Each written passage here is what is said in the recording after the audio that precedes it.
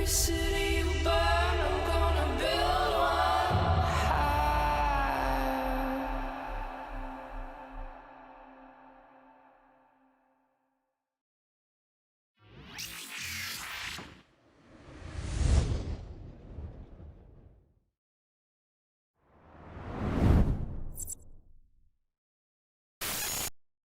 Greetings, fellow Empyreans. I am Ashtarothi, and this is my co-pilot, Little Zoria, and it is September 20th, YC126, and this is the Eve Universe Show! Welcome, welcome, welcome. How's it going, guys? It has been a couple of days. Oh, gosh, this green screen, man. My dog, my puppy, who I love and who is great, has decided to go on full terrorist in the last couple of days, including, like, I set up my green screen. Within 30 seconds, she'd peed on it already and and within like 2 minutes had torn it down completely, so I had to set it up differently, but I can't get mad at her. All right. So, but we do have stuff to cover. I am recovering from being sick this last week, along with my son. I'm feeling mostly better, but I was kind of out of it for the last couple of days, so trying to get back into it. And of course, we have a bunch of news that, to be, full disclosure, I'm not a big Nullsec guy. So this is going to be the Nullsec, non-Nullsecers' opinion of Nullsec, what's going on in Nullsec. So take everything I say with a grain of salt and realize that there are people that will absolutely disagree with me, probably with some sound arguments. Oh yeah, I mean, so my son just went back to school, right? And so, like, and he's in middle school for the first time. So I think he just brought some crud home and just knocked us all out here. But we're doing better now. Thank you for the concern. However, before we jump into the Nullsec stuff, let's read this, because there's a very interesting New Eden news that came out yesterday. So let's jump into that. Our New Eden news for September 19th, YC126, Zarzak report. Residents claim siege may break soon. Missives from Zarzak. Reporting from inside Zarzak has been limited, and news outlets associated with the 4 major nations of New Eden have been denied any direct access to the direct Deathless Circle. We understand that the current Drifter attack is of great concern to some of our readers, and as always, we endeavor to bring you the best possible coverage of events throughout the cluster. As such, when we receive a lead suggesting that the siege may end soon, we felt compelled to report on it. The Scope has recently received a communication with an independent journalist based inside Zarzak, who purports to have access to key members of the Deathless Circle. An investigation into this individual has revealed a spotty personal history, but no evidence of any past fraud or misrepresentation of facts. Therefore, we have decided to publish their communications here for your consideration. Disclaimer. The Scope cannot verify the veracity of this individual's account or events, and their opinions do not represent the opinions of Scope. We trust that our readers have the capacity to decide for themselves what is an appropriate degree of skepticism to apply to the following narrative. Report received from Hana Shikari. In the name of full disclosure, and in line with time-honored principles of journalistic integrity, I must begin with a confession that threatens to undermine the validity of the words which will come hereafter. I have been drinking. I was sat on the gangway of a prowler, wincing my way through the moonshine, with a ball of ne'er-do-wells keen to share tales of violence with any ear willing to receive it. I was in the midst of processing a particularly brutal tale when a more immediate incident caught our attention. Nearby, a Garissus pirate and dishonorable associate of the Angel Cartel had begun extracting the hemoglobin from one another by means of their fists. The associates of both parties rushed in, and what had become as an ill-tempered duel quickly escalated into a swarm of activity not dissimilar to a beehive on fire. Life within the belly of this great leviathan known as the Fulcrum is never peaceful. It is a vast landscape of empty expanses that haunt the mind, leaving behind both deadly silence and the indismissible itch of being watched. In the face of such existential terror, the people who live here have responded by filling their living spaces with neon distractions, and their bodies with illicit consumables. But now the sharks are biting at the gates. Those who prefer action must instead sit with their feelings. As fear circles in, There is little to do but brood and imbibe. Free of diversions, blood was inevitable. The specific denizens that had been assisting in giving my gray matter an acid bath prior to the distractions were the Harada Oki. They were members of a star-born civilization with a lower population than some moons. They came to be cutting their way through the great wildlands one ship at a time. I passed through those reaches myself in the company of some freshly minted smugglers, keen to make a name, but less keen on a star chart navigation. If it was not for 15 million of someone else's ISK and a comedy routine I stole from a Verrocchio mystic with a drinking problem, I would have joined those young pups on the wrong side of an airlock. Yet the wildlanders who so deftly dealt with us would have shut the curtains and crawled under their beds at the mere mention of the Harada Oki. Malaya Harada, the master of their cutthroat caravan and member of the Deathless Inner Circle, happened to be in the process of thrashing me for a few two comma sum in the game of dice on that very gangway. As the ruckus expanded, so did her displeasure. She signaled to her clansmen, and together they descended to the bloody pit that was the rioting pirates. As she moved against them, Malaya's stormy countenance fell on the rabble like icy rain, and when she spoke, they listened. We are hunters, not animals. Animals thrash against their bars. Hunters wait for the perfect moment. You shame both your organizations with your petty rage. Out there, our enemy resolve wanes. Their forces deplete. Our allies have seen to that. I can tell you with confidence that we have but days until they are gone from our gates. I suspect Malaya's reputation did as much to still the crowd as her words, but either way, the tension was sucked out of the air and replaced with awkward embarrassment as the Rada made their way back into the ship. I decided to follow along with them, partially out of a desire to win my credits back, and partially because I had always been fascinated by what the wind blows and in the direction it does. Allow me to assure you that I am a creature of infinite sins, but sneakery is not counted among them. I had no intention of eavesdropping, but I suspect that the explosion of chaos had blinded the Harada to the presence of this inconsequential storyteller.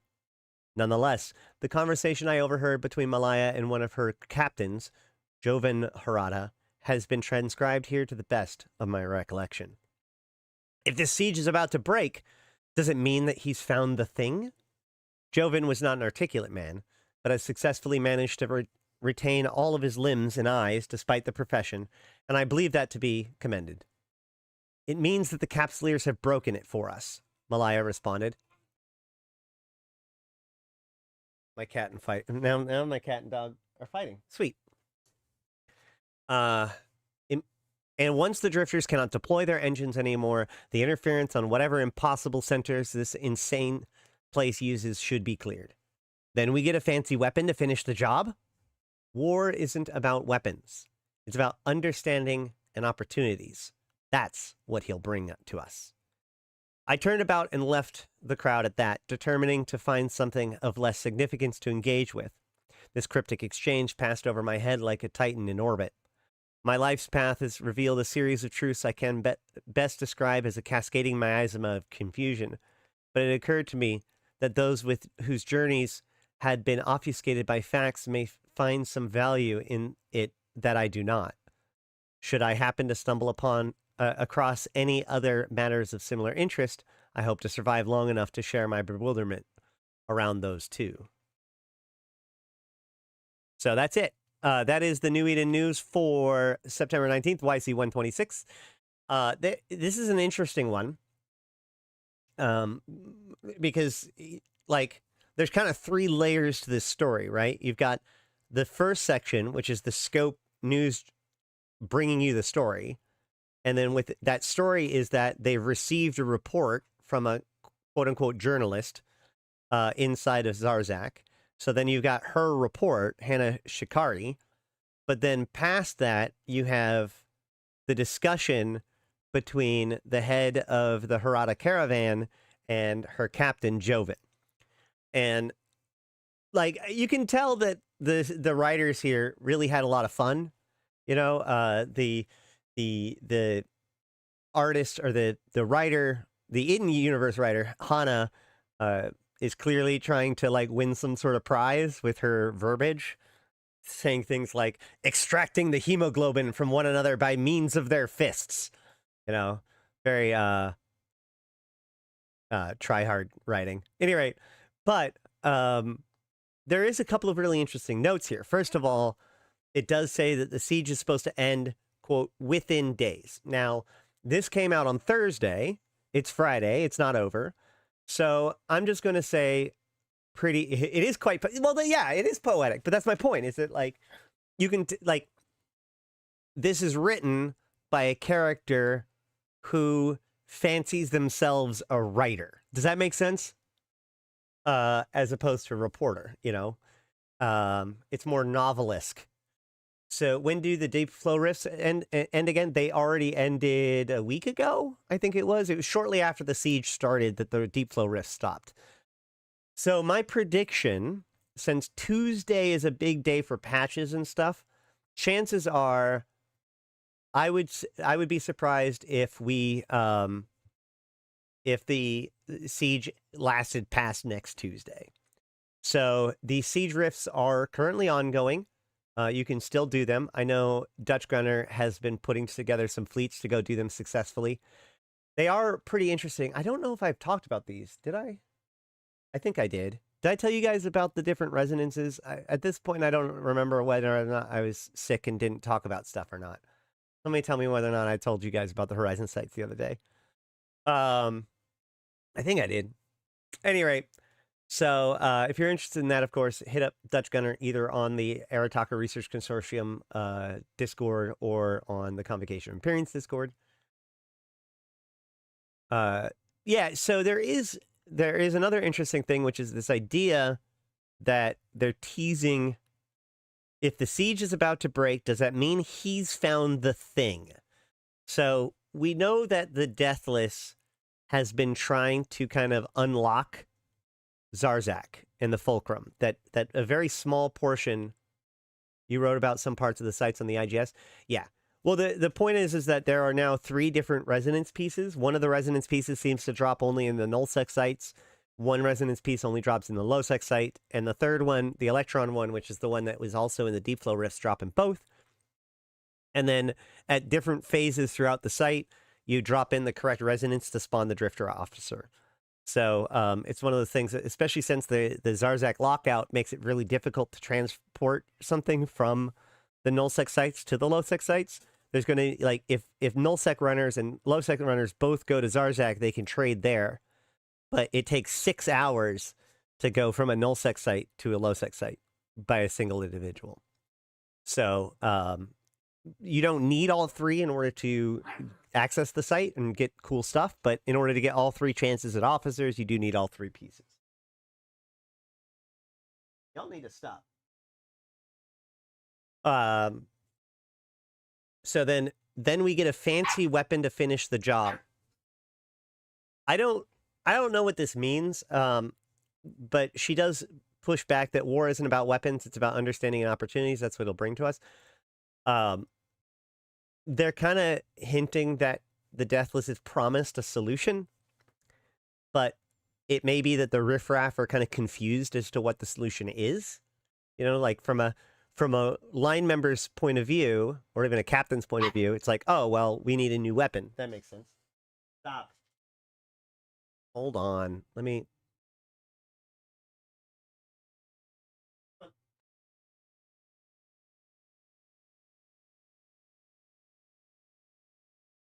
They're doing this on purpose, I'm sure. So what does this mean? I mean, like, obviously there's pretty likely that there's something coming with all of this, but I don't think we've gotten anything that would be a hint as to what it is that we're dealing with here. I will say that with the Horizon Siege ending, those officer mods will need a new source to be able to come from. Pirates are going actively war with empires. Well, the pirates more want to just disrupt the empire's command more than like beat the empires at their own game. But I know the angels definitely want to undermine the Mimitar for sure. But yeah, I think that this is mostly suggesting that there will be the siege is ending on Tuesday, and there is likely a new thing coming on Tuesday as well, but it's hard to say what that would be. Hey, Stoic. Lately, they've been ending events on Thursday unless there's a major patch to be deployed on Tuesday. Yeah, you're right. And it honestly, Nosy, that's not... that's actually been going on since about 2019, 2020. One of the things that they would do quite often is that they would patch it on Tuesday, but then the event would start on Thursday. So Thursday is an accurate... it would be a fair guess, too. But given the fact that they end things often by patching... I'm going to guess Tuesday, just because that's the shorter of the two, and they said within days. But yeah, Nosy Gamer, by the way, if you haven't checked out his stuff, Nosy Gamer does some really great analysis, both of like Eve systems, but mostly on like the financials of things, like the real life company side of things, which is very interesting. Hey, Jacob. Capital component rework. Maybe. Oh, yeah, we already got that, didn't we? Hope Sancha, Serpentis, and Blood Raiders join the fray. I think that Serpentis joining the fray would make a lot of sense. And there was this major patch this Wednesday. It's ticking me off. I like a set schedule. I agree, Noisy. It's weird, but yikes. Okay, so that is about it for this New Eden news. It is a very interesting writing. It makes me wonder, because I know that CCP has gotten some new writers in, and this feels like it's written in a different style than other previous writings, but we'll have to keep an eye on this to see where this is going. Obviously, all of this is leading to the expansion that should be coming out in about a month and a half or so, or 2 months. So keep that in mind. Also, the Crimson Harvest will start in probably about 2 or 3 weeks. And the Crimson Harvest is already kind of slated to be related to Turner, Egmar, and Vard. At least, like... So what happened was the Crimson Harvest, the last time the Crimson... When CCP, they created all of these annual events. And then... 1 year, they tied each of the events to something that was happening in the story, right? So, like, the Easter event became the fact that what's her name, the Garissus chick had to flee, and so there's Operation Omelet or whatever. So they all escaped via a bunch of pods, and that was kind of the justification for the Easter event. Likewise, the Angel event involved the seizing of the compression technology from ore. But the Blood Raider one, the Crimson Harvest, have Esri Hakazotsu. Thank you, Satonia. The Blood Raider one took place during the Stellar Transmuter Crisis. So there was the 3 Stellar Transmuters, one in Egmar, one in Vard, and one in Turner. The Turner one blew up. But during that time, because they usually have, like, with these sorts of events, they have a tighter area that's got the better sites. In this case, they made it so that the better sites were in the constellations with those 3 systems. Now, since then, those events have been handed over to a different team, the marketing team, to kind of manage long-term in maintenance mode. And that's, in my theory is that that's why we don't have, like, the Easter event or the Angel event anymore, because those just simply do not make sense. But the Blood Raider one is still fine, and the fact that they happen to have harder sites in those particular areas, they can just kind of explain away. But in this case, with so much focus on Turner, etc., they could easily, like, stitch the what's going on with the Blood Raiders and the Crimson Harvest in with what's going on with Zarzak. So I suspect that the Crimson Harvest could likely be like a step in this story, but we really are working towards the expansion. Blood Raider and Sancha faction warfare should be based around incursions. Allied players could help expand it. That'd be interesting, but the problem with that is anytime that they're trying to create a new system, that relies on the old system. We have no idea how extensible the older system is and whether or not it's worth messing with versus doing something else. I think that the most obvious choice would be the Serpentis. I think that the Blood Raiders might even act against the Deathless, if anything. So, but that's it for this New Eden news and kind of speculation with where we're going with this Horizon Siege sites and everything. I guess I'll wrap this up for the YouTube edit. If you're watching this live, go ahead and hang tight. But otherwise, that's it for the New Eden news for September 19th, YC126. I've been Ashrothi, the voice of New Eden. Until next time, I'll see you in space. All right. So, next. Because I want to take as long as possible to get to the topic that I'm avoiding. Great deals on Plex and Omega career paths. Packs. So there is these packs so you can get these skins. I find this interesting for a couple of reasons. One, we've had a lot of packs and stuff that involve skinner components, and these are full-fledged skins. So for all of those naysayers that says that, oh, they're not going to sell skins anymore, and more importantly, they're not going to sell new skins anymore, here we go. New skins. These are brand new skins. You can get the Tyra Epithol or with the 1100 Plex pack, the Tyra Epithol Bustard for the next one, all the way up to the Torrent, Bustard, Ocator, Obelisk, Charon, and Rhea skins for the 24,000. Let's see.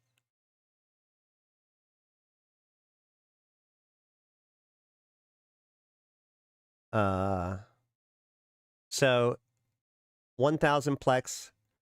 It's worth noting that, like, they don't even claim that this is a quote-unquote discount. You do get the extra Plex in it.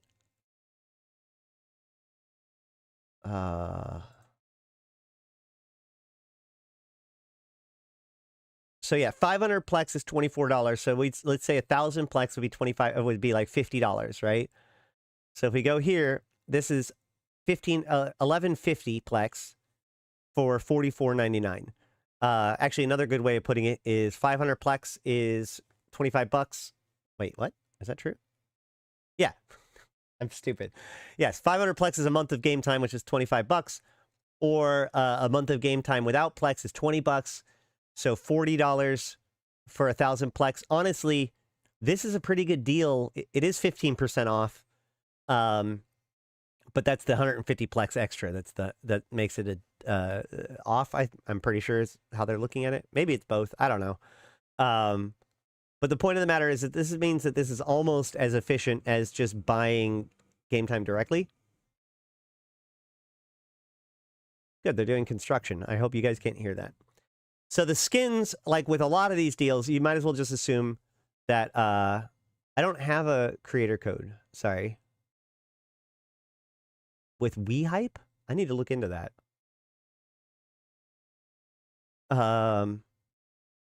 Anywho, so yes, you do. I will. So if you want the skins and you already were going to get the Plex, then that's a good thing. There is something to note. However, hold on. Which is, let's see.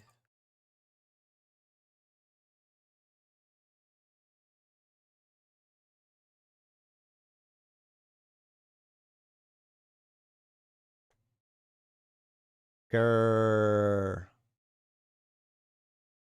There is a Twitch drop going on right now for, I don't know. Hold on.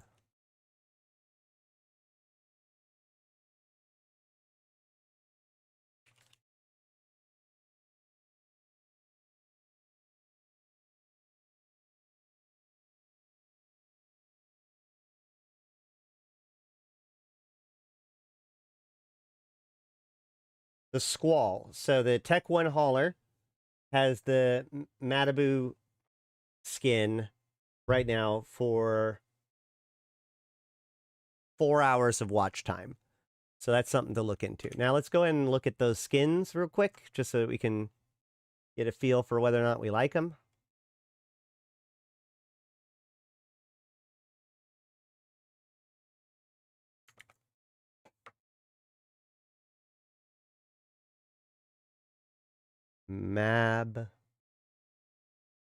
Mababoo. Now, Mababoo is one of those companies that got introduced when they were introducing a whole bunch of like new advertisements, but I don't think that they have like a really defined presence that I'm aware of. I can't remember off the top of my head. Somebody can correct me. This looks pretty good. Ironically enough, like, this is good, but I kind of want... Oh my god, wait, hold on. Wait.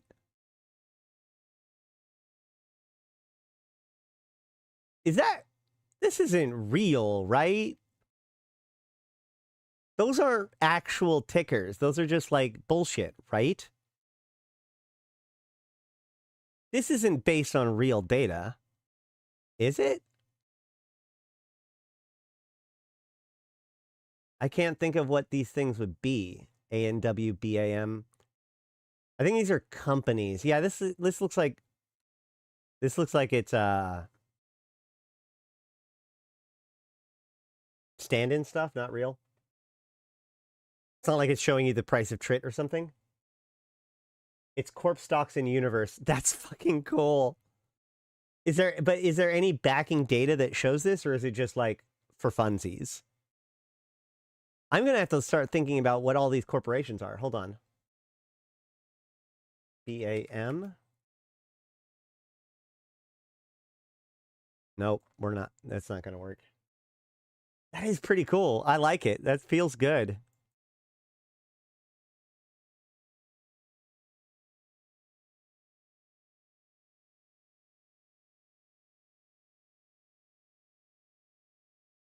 So, the ARC.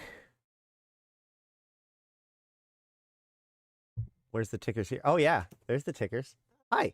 Okay, puppy. For funsies. Yeah, no, this is absolutely, like, I want this for my hauler now. Like, mid-sentence, what I was going to say is, man, now that they've come out with a new skin, am I the only one that feels like I really wish that this was a Skinner component? Like this digital blocky edge? That looks like a pretty cool Skinner component right there. But then when I saw the ticker, I'm sold. I want this as a skin. This is cool.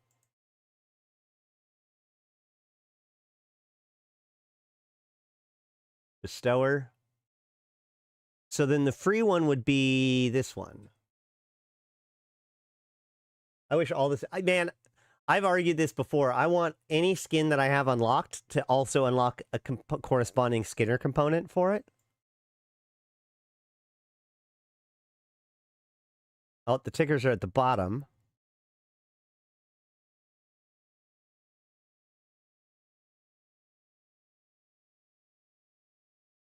That's such a cool idea. CDP 17.13.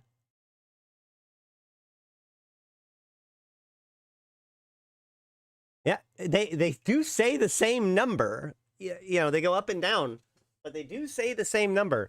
So it's based on something. It's not just like completely BS. Like the numbers, and the numbers are changing. 1713. Let's watch for it to change. I kind of so silly. 17.13. Come on, change. Any of them? 17.11. Stop it. Oh my god. Puppy. Oh no, this one still says 17.13. No! Yeah, it's probably just a loop. I don't care. Guys.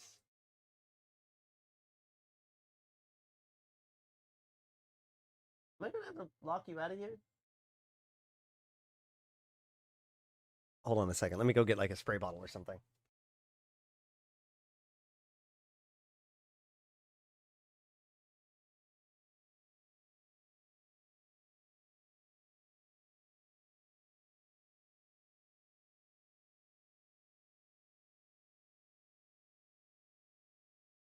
All right. Is 20% on 24K Plex one of the better deals during the year?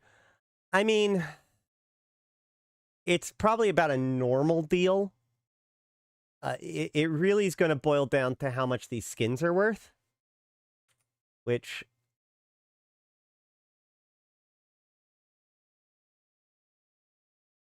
let's go check that out.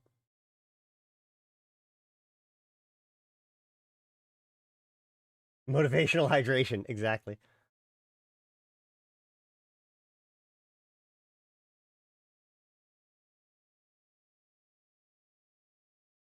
All right, let's see.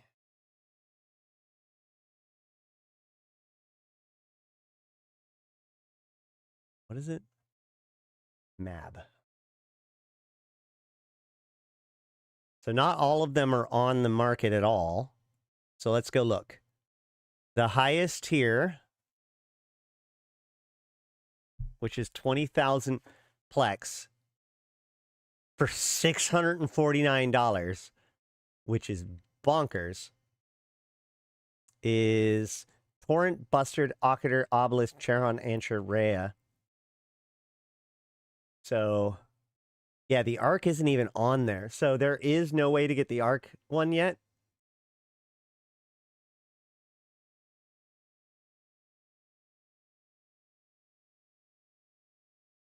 Let me go look.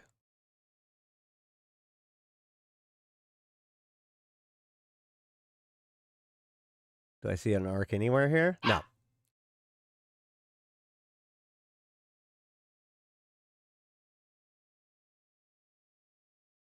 That just confused her more than anything. So Anshar skin is currently going for $2 billion. That's the one you have to pay. You have to get the 14,000 Plex there. So that's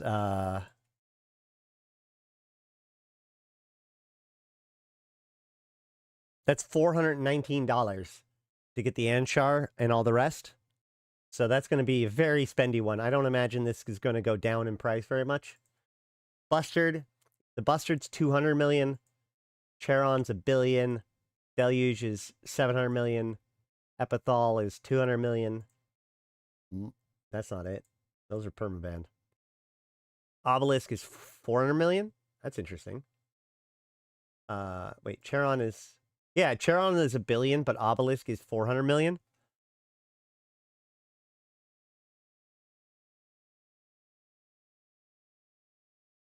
It's because the Charon requires the 7,000 Plex, and the Obelisk comes from the 3,400 Plex pack.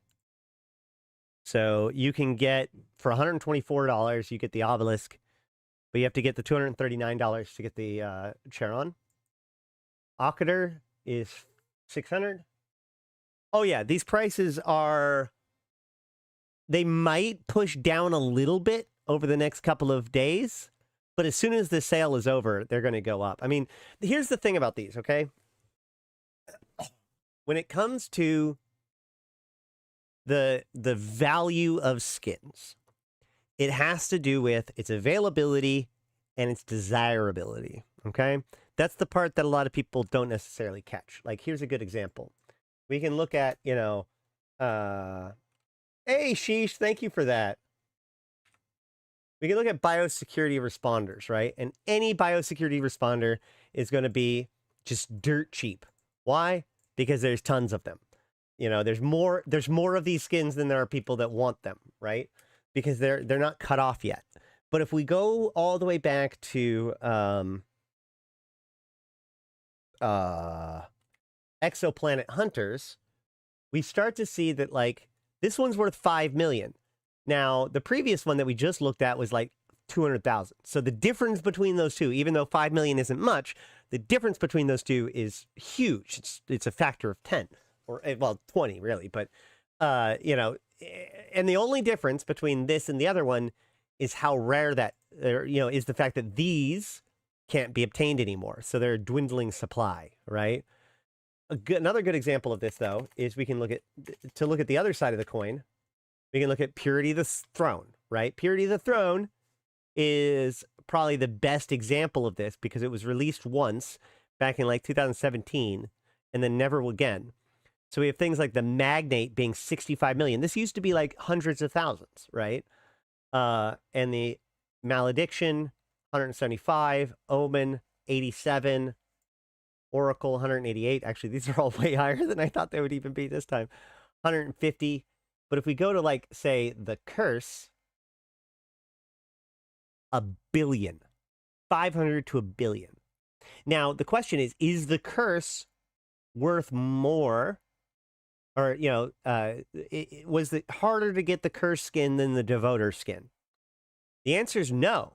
They're both Tech 2 cruisers, so they're basically dropped at the same rate during the event. They should be approximately the same number of Devoter skins in the supply as Curse skins. So why are Curse skins worth so much more? Well, it's because there's something about a solid white Curse that looks really, really, really pretty, right? And so the Curse has always been one of those skins in the Period of the Throne that took off before all of the others. So that's an example of like how even though Period of the Throne got really, really rare, some of them got a little, you know, quite a bit more valuable in price, but some of them skyrocketed because of the value of them. So with that in mind, let's go ahead and reevaluate what we were just looking at, which is the MAB.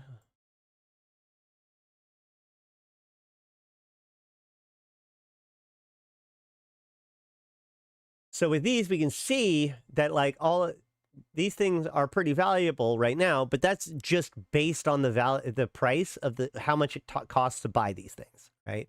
And so the cheaper ones, like the Tyra,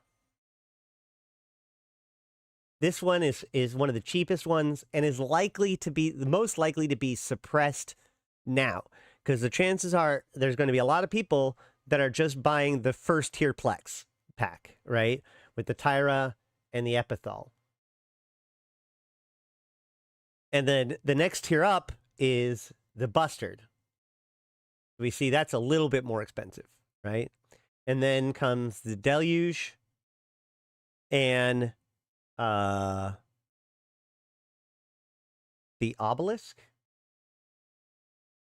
So we already see, like, now we're starting to ratchet up real quick, which is weird. Hold on. Check this out. We already see this. The Deluge is currently worth 700 million, and the Obelisk is worth 450 million. They both come from the same pack, the 3,450 pack. So in theory, there is the same number of obelisks as there are deluges. So why are the obelisks cheaper? Well, this tells me that there are more people that are interested in the deluge. I'm not sure how valuable the skins are with Skinner now, since you can just make white Curse Skinner for like 90 plex or something. You're right. No, you're correct. In theory, Skinner should reduce the value of Purity of the Throne, which is why it's even more remarkable that they still have they've managed to retain a lot of their value, right? So what does that prove? That proves that skins can still retain value even after a Skinner that's like it does come out. And the popularity of that skin on that ship is what matters. So let's ask ourselves, all of these ships are hauling ships, and they have market tickers on them. You understand how this is like perfect marketing, right? Like, this is the correct skin for the correct population. And most importantly, it doesn't matter what Skinner components you have. You're not going to get this ticker. There is going to be a significant number of really nerdy people that want this skin for their hauler no matter what. And most importantly, this is the critical part, okay? This is why skins take value over Skinner. Because if I sit here and I go, okay, well, I have a deluge right now, right? I have a Deluge, and I need to find a good skin for it. I want to find a good skin for my Deluge. Let's see what they've got, right? And I go and look. I'm going to go look and be like, oh, what is it? Well, first of all, they only have one skin. That's a pretty big one. But let's go with something else, like a Bustard. Because I'm telling you, this is exactly what people do. People are going to be like, well, I got this brand new ship, or I've got this, I finally unlocked this ship. Now I need a cool skin for it, right? I haul in this thing, so I look at it all the time. I need something that both looks good and gives me something visually entertaining to look at as I warp. I've actually recommended in the past to add more particle effects specifically, and animations and cool stuff specifically to hauling ships, because that's the gameplay of being a hauler, is that you watch your ship enter, warp, warp, exit, warp, and jump over and over and over again. That's your entire gameplay. So you got to make that as interesting as possible. So I got this Bustard. I need this Bustard because the Bustard is one of the best hauling ships in high sec. I love it. It's great. What skin should I get for it? Well, if I'm cheap as hell, I can get Biosecurity Responder, but that's kind of, you know, that's old news. Blue Tiger's kind of cool, but Blue Tiger hasn't been sold in a while, so yeah, you can't even find it most of the time. Exoplanet Hunters, also very basic and cheap. Ghostbird, also difficult to find. Okay. Glacial Drift, also very basic and cheap. Because these were kind of made for everything. Halcyon Dawn, can't get that anymore. Those are only from login rewards, and they don't happen anymore. Kimotoro Eschaton, oh, I like this one. It's got banners and everything. Let's check it out. 8 billion ISK. So now we've set our own kind of measure for like, oh God, these things are expensive, right? So we keep going. Load Strike. Okay, Load Strike. Damn, there's no Load Strike available. Mabadu Exchange. Wait. Oh, dude, this has tickers on it. That's sick as hell. Oh, it's 200 million. Boom, buy it. You get that? You get how this skin entices this exact kind of player to jump on it. So I think, personally, not a market expert, but I personally think that these skins are going to be popular. However, now, big caveat. Big caveat. Which is, if we look, once again, we can see Arc, Bestower, Fenrir, Impel, Mammoth, Mastodon, Nomad, Providence, and Torrent. None of those have any available, which means, hopefully, they'll come out later. So the thing to keep in mind, remember, there's two pieces to this: supply and popularity. As soon as this sale goes over, right? As soon as this sale ends, which is going to be the 25th of September. On the 25th of September, this sale will end. And one of two things will happen. Either a new thing will present itself offering these skins, like they'll be added to the Nest store, or there'll be another deal offered, or whatever. Not very likely, but oh, hey, look, I need my 1,500 skill points. Sweet. So either they're going to continue to sell these things in some way, which is not likely, or, barring that, the next day, these skins are only going to start ratcheting up in price, right? Now, it might be slow, it might be fast, but until they re-release these in some way, the assumption going forward is going to be that this sale is over.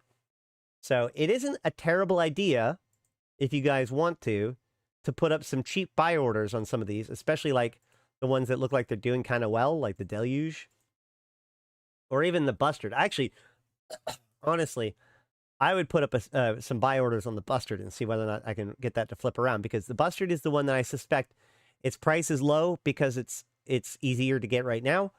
But as time goes on, assuming new sources of this doesn't come in, the Bustard is the kind of ship that people like fly a lot. Like a lot of haulers use things like the Bustard, and those haulers will want this skin. In fact, I want this skin. Hold on. Let me check. I do not have the ISK right now on this character. Do I have a corp wallet that I can raid? No, I don't. All right. Well, I'm not buying this one right now. So yeah, that's the deal with the Mabadoo skins as of right now. CCP would make a ton of money if they could sell stickers, decals that you could drop on your ship.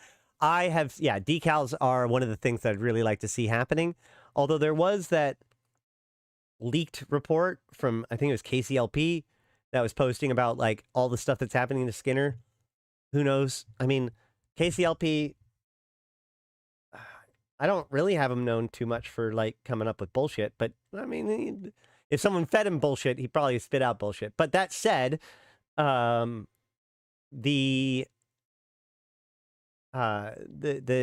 changes to the Skinner system that he suggested would be the addition of a second pattern and some other things too.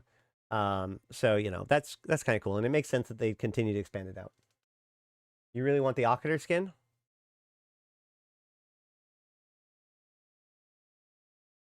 Yeah, that one does look nice too. That one looks really good. The ticker's well placed.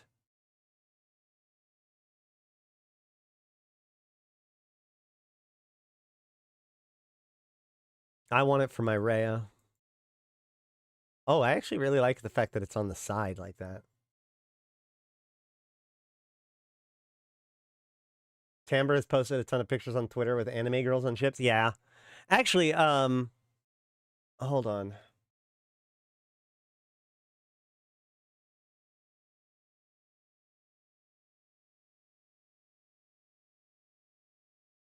Let me see if I can find a good picture.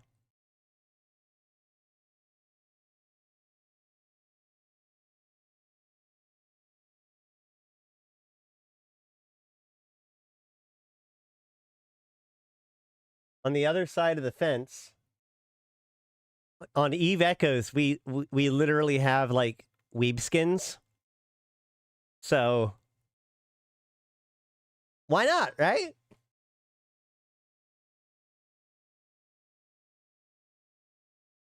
All right.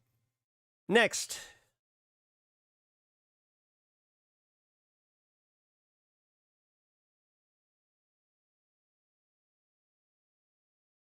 FanFest is coming. Take the stage as a presenter. So the FanFest, which is their big event where they announce big things, they try to do it every year, but since they've restarted, they've had to kind of like resync things. So it's been like a year and a half between them. But either way, it's going to be in May, which is the kind of the more normal time for FanFest, and it's a great time for like both player presentations and CCP presentations. But what's cool is that if you do a player presentation, they provide you tickets and stuff. So if you do have something that you want to talk about, if you think that you could give a presentation, all players, seasoned veterans, and new pilots alike are encouraged to seize this opportunity to share their stories, experience, and knowledge with space friends. So you can email the community team at CCP Games by 1st of December 2024 for your chance to be able to put on a presentation, which of course are great, and you get the tickets and stuff. But otherwise, you can pick up your tickets now. FanFest is cool. All right. I've delayed this long enough. Hopefully not too many crypto presentations. I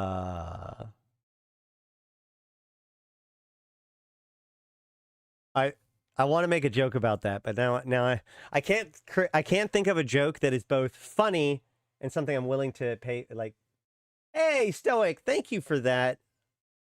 Thank you for the insights on the skins. Color time, yeah. Thank you for that support, Stoic. I think what, $30? Yeah, appreciate it. Really, really good. All right. Equinox update. Sovereignty transition. Okay.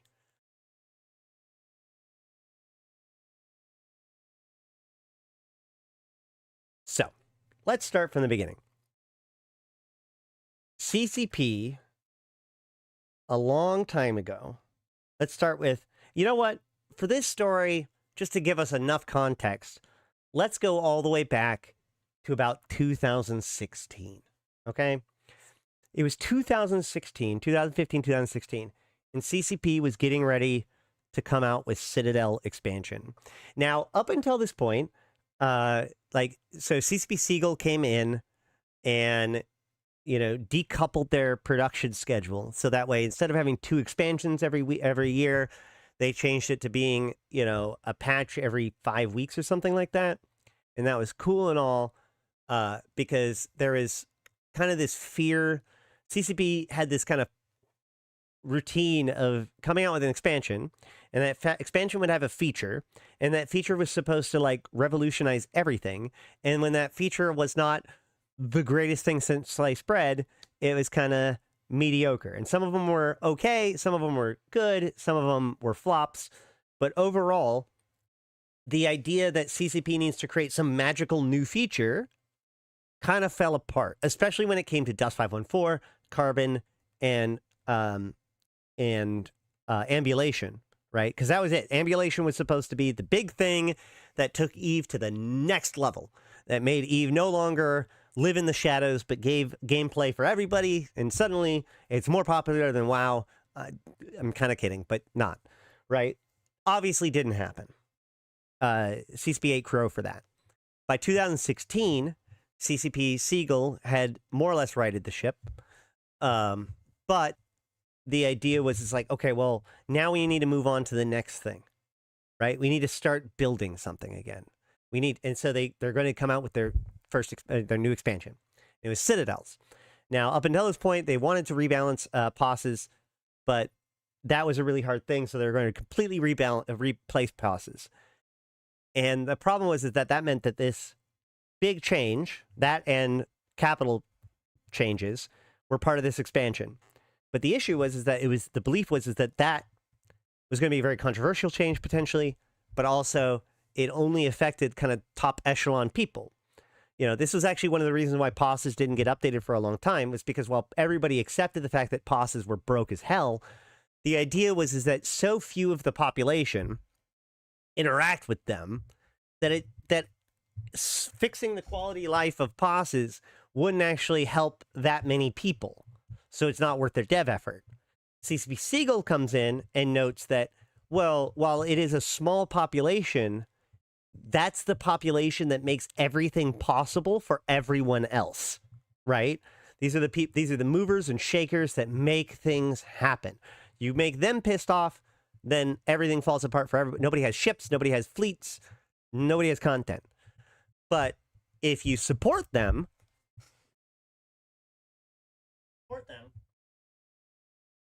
even though it's a few people, if you can magnify their capabilities, then those few people will support more content.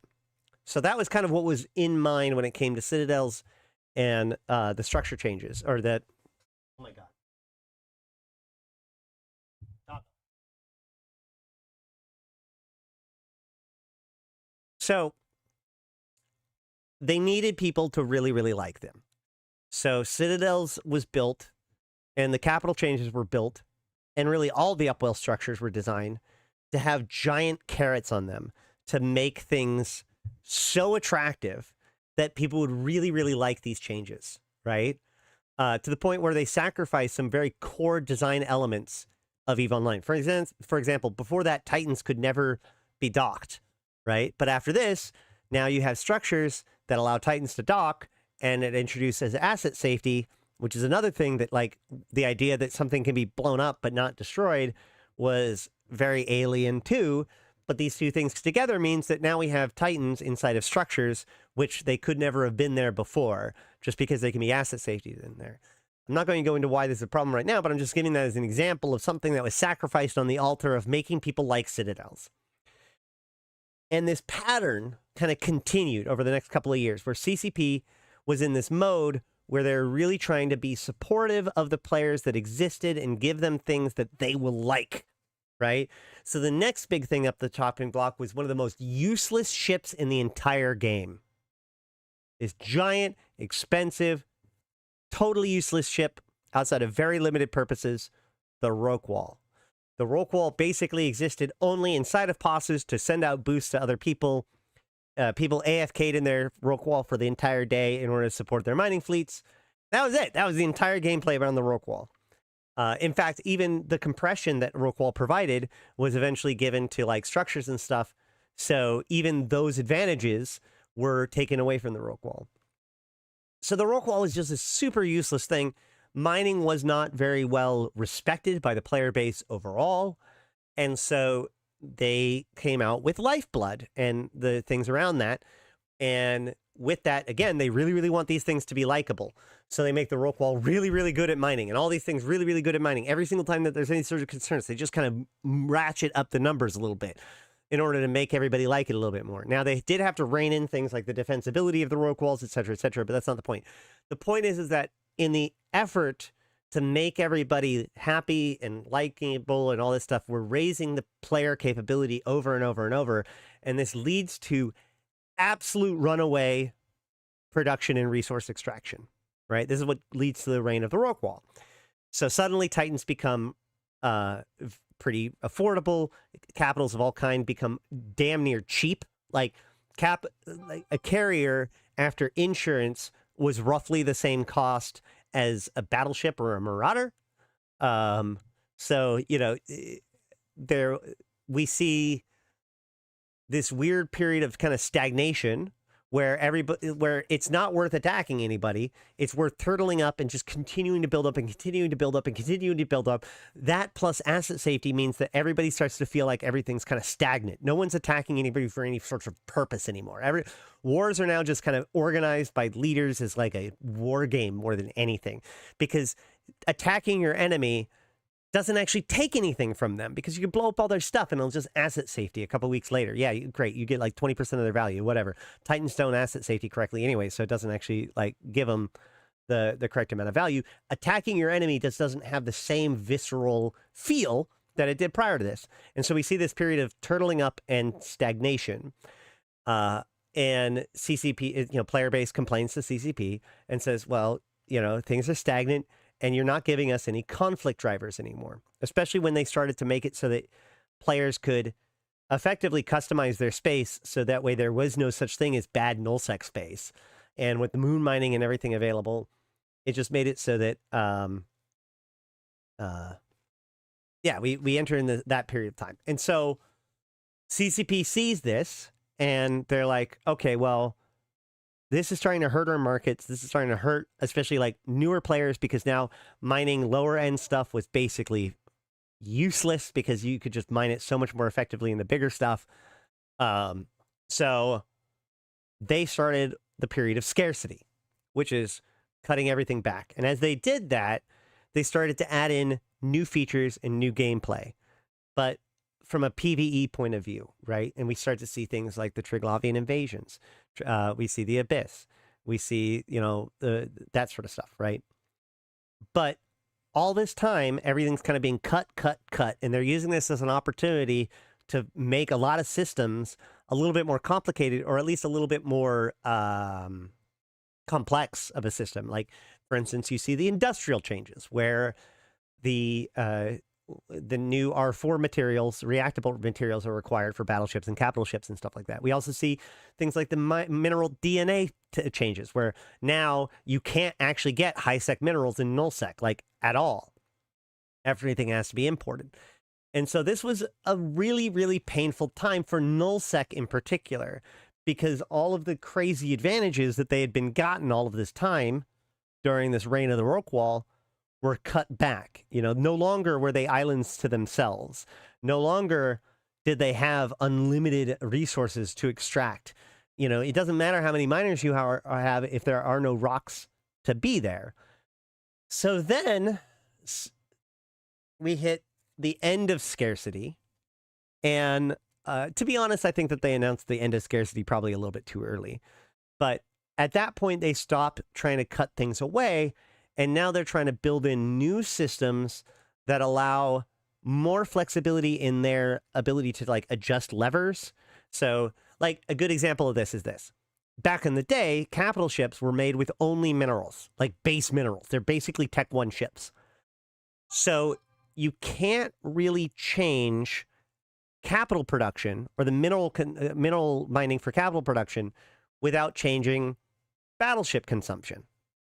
Even if you consider the fact that, like, okay, well, if you just reduce the amount of trit that it takes to make capitals, that's going to greatly increase the amount of trit that's available for the other things. You can't change one without modifying the others on some pretty dramatic ways.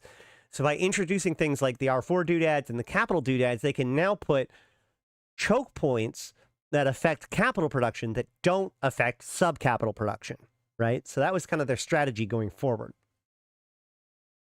Now, throughout all of this, Nullsec suffered, okay?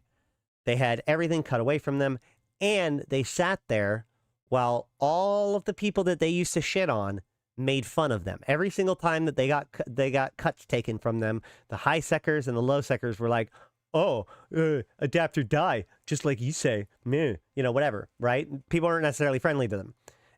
Plus, we also get things like, we got blackout, which then led to the filaments. So now not only is there less stuff, but everything's more dangerous. And people are having a great time with these new abilities to fuck with nullsecers by teleporting into their space and attacking their people, by teleporting into their space and stealing their bank loot. You know, like, so from a nullsec perspective, everything that happened was painful to them. And admittedly, it's because nullsec had all of the advantages going into this change. So, then scarcity ends, we get to the end, and now CCP comes forward and says, we're going to go back to expansions again. So they, you know, as it were, the shop for development has been shut for the last 2 years as they made all of these very fundamental, relatively unpopular changes as foundational work before they start to build the next new thing. So then the next new thing came, and that was Uprising. And Uprising was fabulously successful. Now, faction warfare space has always been low-key, the best space in EVE Online. Even back in 2014, I would talk to people and be like, I'd try to report on nullsec or faction warfare stuff. Now, at the time, people were like, oh, if it's not nullsec, then it doesn't matter. You know, it's irrelevant, whatever. But, like, they would also complain that small gang is dead and it's hard to find good fights, when I'm like, but you can do both of those things in faction warfare, right? I was a big advocate for faction warfare for years. So faction warfare was already good. But what CCP did was they identified what was wrong with faction warfare, and they made an improvement to faction warfare system that just knocked it out of the park. Not only did it improve the systems and create new systems that made faction warfare far more dynamic, and the fighting over systems to be far more impactful and meaningful over any given system than the old system, where the systems weren't necessarily connected to each other as far as like their importance to each other. Taking any given system is the same as any other. Nowadays, there's front lines and there's rear guards and there's all that kind of complexity. The moment-to-moment gameplay, the plexes didn't change much, although they did add some nuance to that to make it even better. But overall, they just made faction warfare amazing, and it made it very, very popular. And it made myself and a lot of other people be like, oh man, CCP is finally back on their game, right? Then comes Viridian, and Viridian was a pretty decent follow-up. It was more of an administrative patch than anything. But then comes Havoc the next year. And Havoc is when we really start to see kind of the potential of what CCP is trying to do. So where Uprising was a rework of faction warfare, Havoc took the rework of faction warfare, the different wires and plugs and stuff that they added to faction warfare, and they tacked on totally new functionality that interacted with, but was not directly just more of normal faction warfare. Because corrupted systems behave differently. You're not actually trying to take territory, but there's reasons why people that are in faction warfare will want to defend against the pirates, etc., etc. Now, it is worth noting that Havoc was not nearly as like out of the park of a success as Uprising, right? Havoc did and does have quite a few problems, and I've talked about these before. So we can kind of see how it's like, okay, well, CCP can make some really big, good changes, but it's not perfect, all right? So all of that is to say Equinox. I've said this before, but I think that it's called Equinox because it's the midpoint, it's the transition, right? When they started talking about how they were going to start doing expansions again, they said they had a 2-year plan for Nullsec. That 2-year plan played out. The first year was Uprising, the second year was Havoc. Now they have a 2-year plan for Nullsec. Why did they wait all of this time for Nullsec? Well, if you remember, I said that they were adding in new content, but it was mostly PvE, and it was mostly in HighSec, and then later in LowSec with faction warfare, right? Things like invasions, things like the Abyss, etc. Why? Well, because HighSec and LowSec are places where CCP has far more control over what's going on. One of the things I like to remind people of is that CCP is literally the E in PvE, right? In essence, the only thing that CCP can do is PvE.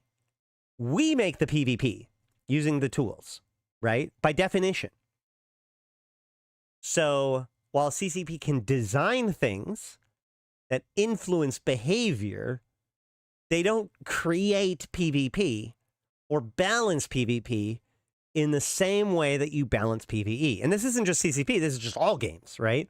We've talked about this before when it comes to balancing things. Why is it the CCP was able to turn around and make balance changes to things like invasion content so much faster than they did to, say, the SFIP poll, which remained overpowered for like over 2 years? Well, when something is PvE, then the players are all interacting with that thing. And so you're balancing the players with the thing. And so if there's something that's out of balance there, if there's some strategy that's better than the others, in the end, that's okay, right? Because the E isn't going to care that it's been raffle stomped. Now, the players might get bored.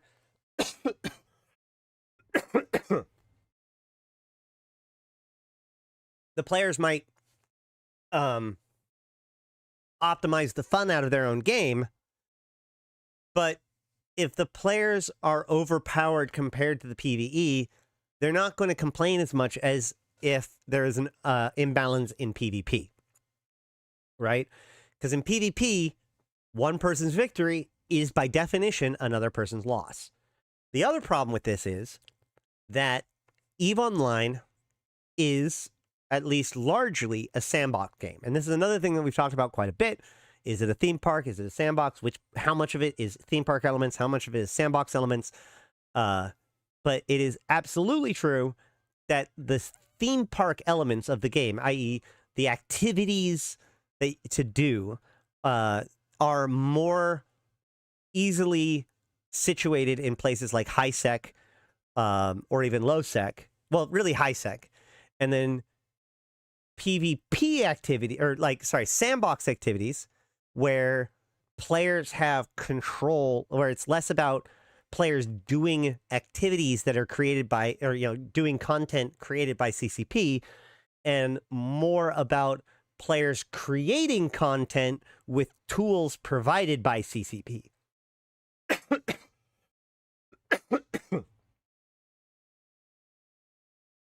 Wait. My throat's still a little bit messed up. So, Nullsec is almost exclusively sandbox. That isn't technically true. There's actually quite a bit of theme park.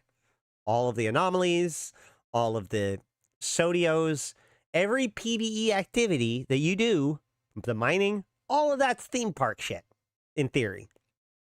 But the sovereignty, the organizations, the war, the layout of the way that space, the different empires build themselves, that's all sandbox. And the thing is that nullsecers may not like stagnation, but you know what they really hate? Theme parks. The best example is when the drifters attacked Nullsec, people freaked out. They unironically complained about what is it? Non-consensual PvE. You know, like for years people talk about non-consensual PvP. People say harden up or die. And then when forcible PvE comes to Nullsec, people freak out. They do in the same way that a miner in HighSec doesn't want to have to deal with gankers because that's forcing PvP into their PvE experience. So too do Nullsecers not want to deal with rat gate camps on gates because they see that as PvE interfering with their sacred PvP, right? So,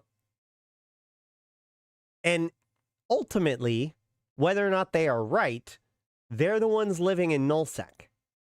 So I say all this to kind of set the tone as to why CCP took so long to address Nullsec. Nullsec is by far the hardest place for CCP to address. They have the least amount of control there, and there's the least amount of understanding of what people actually want there, right? And I've asked this to a lot of people that's like, oh my God, CCP needs to introduce conflict drivers. CCP needs to do, you know, all this stuff. It's like, what does that even look like? What does it mean? And I get all kinds of different answers, right? And they actually always end up being, in my opinion, something that ultimately isn't like a conflict, but it's like, oh, cheaper capitals again, or something like that. It's like, well, okay, but what do you want CCP to like actually like? What is a new thing that they could do? Even when they made capitals cheaper again, that still wasn't a new thing, you know. Even when they, so like, what is it that we can do at Nullsec that like will help make things better in the same kind of way that they did with faction warfare or with HighSec, you know, by introducing a whole bunch of new content to HighSec over the course of, you know, a couple of years, and then LowSec, faction warfare, revitalizing it there, etc. They slowly but surely work on these new systems. They build new tools. They build new AI.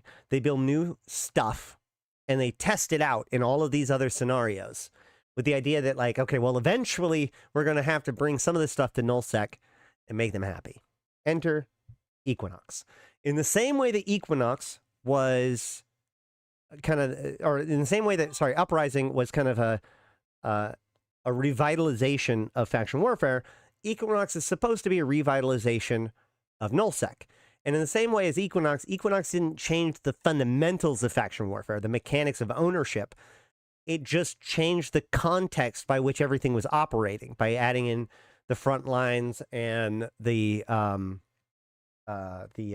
advantage system, etc. So, in Nullsec, how do we change Nullsec by making it better, but not just a SOV rework like we do every time? And so they added new complexity, right? They added in this whole uprising or upwealth stuff. They added in the new resources. They added in the new logistics. They added in the skyhooks, metanoxes, etc. And the idea is that while the system's control itself remains the same, what you do and how you live in your system, in your space, is what is being revitalized. And it's being revitalized by giving you more things to do. Now, again, remember, CCP, the only way that CCP can add new stuff in this context is by giving you more work, right? Like, think about it. Like, if sovereignty in a system is just done automatically and there's nothing to do, then there's nothing to do. So if I want to add an extra thing to do, if I want to give more purpose to activities, then I'm going to have to introduce a sovereignty that requires something to do.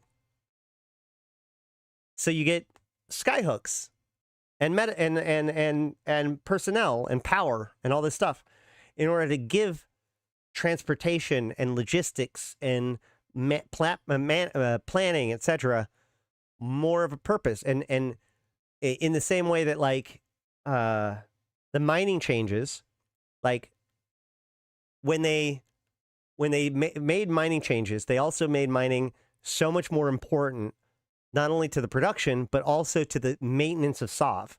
Remember, I said originally people didn't really like miners. They saw miners as parasites. But after those changes, everybody starts mining. It stops being a maligned thing and starts being a totally acceptable thing, right? And it's because it became more necessary. Mining itself did not change, right? Like how much you mined kind of changed with things like rock walls, but the act of mining is still lock a fucking rock and throw a laser on it and wait for your cargo to be filled. They didn't make mining better. They made mining more important by putting new requirements, i.e. ADMs and stuff, so that way people begrudgingly started doing mining. And then over time, because people were doing the mining and people were respecting the mining, it became more and more of like they changed the player base's entire like perspective on the play style of mining. Okay. So I think that they're trying to do the same thing, but for things like hauling, right? Because you see the new upwell hauler, you see all these new reasons to haul things around in the space, etc. And then at the same time, they want to introduce new complexity to space, right? Now, as of right now, not every space is exactly the same. There's TrueSec and whatnot. But because of the way that iHub upgrades work and whatnot, for the most part, systems are relatively interchangeable, right? So, you know, any system in Nullsec can be ratted up to ADM5, and then you can put in the stuff to get the best mining or the best combat, depending on whether or not you did mining or you know, if your military or your industry is up to 5, right? You can just do that in any given system. So again, in order to make this more interesting, some systems would need to be able to not just do anything. Because if everything can just do everything, then none of it matters. So, okay, to make anything matter, we have to make some systems mean some things and other systems mean other things. Enter power and resource and personnel, right? So yeah, not every system's going to be the most powerful system in the game. There's going to be systems that are really fucking good at power. There are going to be systems that are totally shit for power. That's just the nature of the beast. And the idea is that you're supposed to sculpt your territory around these different restraints, right? You can be like, okay, well, this one has a lot of power, so I'm going to do this here. This one doesn't have as much power, but it does have some play. So, like, I need personnel, so I've got nothing else to do in this system, so I'll just do some personnel stuff here and move it to the system that has power. That was the entire idea behind it. But the first rollout was pretty poor. And the reason why is because people were able to look at the numbers and objectively say, okay, well, even under the best conditions, the amount that you get now is in a lot of ways less than it was before. Not only is it a bigger pain in the ass, not only are not all systems created equal, but even under the best of conditions, you can't pull off the stuff that you could do before. This causes a lot of problems. And ultimately, CCP capitulates. Like, originally it was like only the best systems could even have jammers or whatever. And jammers took so much power that you could basically have nothing else of value in that system. So there's supposed to be a give or take. So the first thing that was given was a lot of that give and take was removed. They made it so that every single system can at least have some upgrades, and it was way easier to play some of these other upgrades. And they have tweaked on the numbers of the mining sites, etc. Another big complaint, and this is one now, that is the valid, that's the more valid complaints in my opinion. And the next one is the more tricky case, which is the rocks. Okay. The mining sites have a bunch of rocks in them, but the issue is that the rocks are small enough that it basically gets outmined in like a cycle or two. So mining in these sites require a much more active mining basis, especially if you're using like good and proper mining barges, because, you know, every minute or two, you're going to have to change over to another rock, right? Now, you might think like, oh, well, you know, more active play, you know, or having it encourage more active play, even if it's, oh, you have to do something once every 2 minutes, might, oh, poor baby. But for people who do appreciate multi-boxing, or more importantly, let's be frank, the entire advantage of mining, it's half a cycle. It was half a cycle per rock, which is, yes, okay, that's really bad. Especially since the biggest, like when they tried to fix it the first time, they tried to fix it by reducing the M3 of the rocks, but like keeping them worth the same amount, which actually made it worse because it made it so people were still mining them faster because you mine it at a rate of M3. So, but regardless, the point is that like mining, like on the scale of like AFK to totally active, you know, obviously AFK activities probably shouldn't make as much ISK as active activities, and group activity, you know, solo activities probably shouldn't make as much as group activities. So, but mining is traditionally a very AFK-able thing. So having these sites be so anti-AFK and so anti-multibox, which, say what you will about multiboxing, even before multiboxing exploded in popularity, miners were the ones that enjoyed multiboxing the most because mining was a low ADM activity. And so the idea was the challenge with mining wasn't, you know, how good you could fly, but more about like how many plates that you can keep spinning in the air at the same time, right? Can you manage 8 different accounts at the same time? And these sites appeared to punish them. The other piece of this is that they took way too long to respawn, so you just mine them out, and then everybody just sit around for a long time. And while there were escalations, those escalations were so rare that it took us a week to even see one. AFK is good. That's why CCP introduced the filaments. Exactly. I actually strongly agree with that. The counter to AFK gameplay should be danger, not necessarily, you know, captcha checks.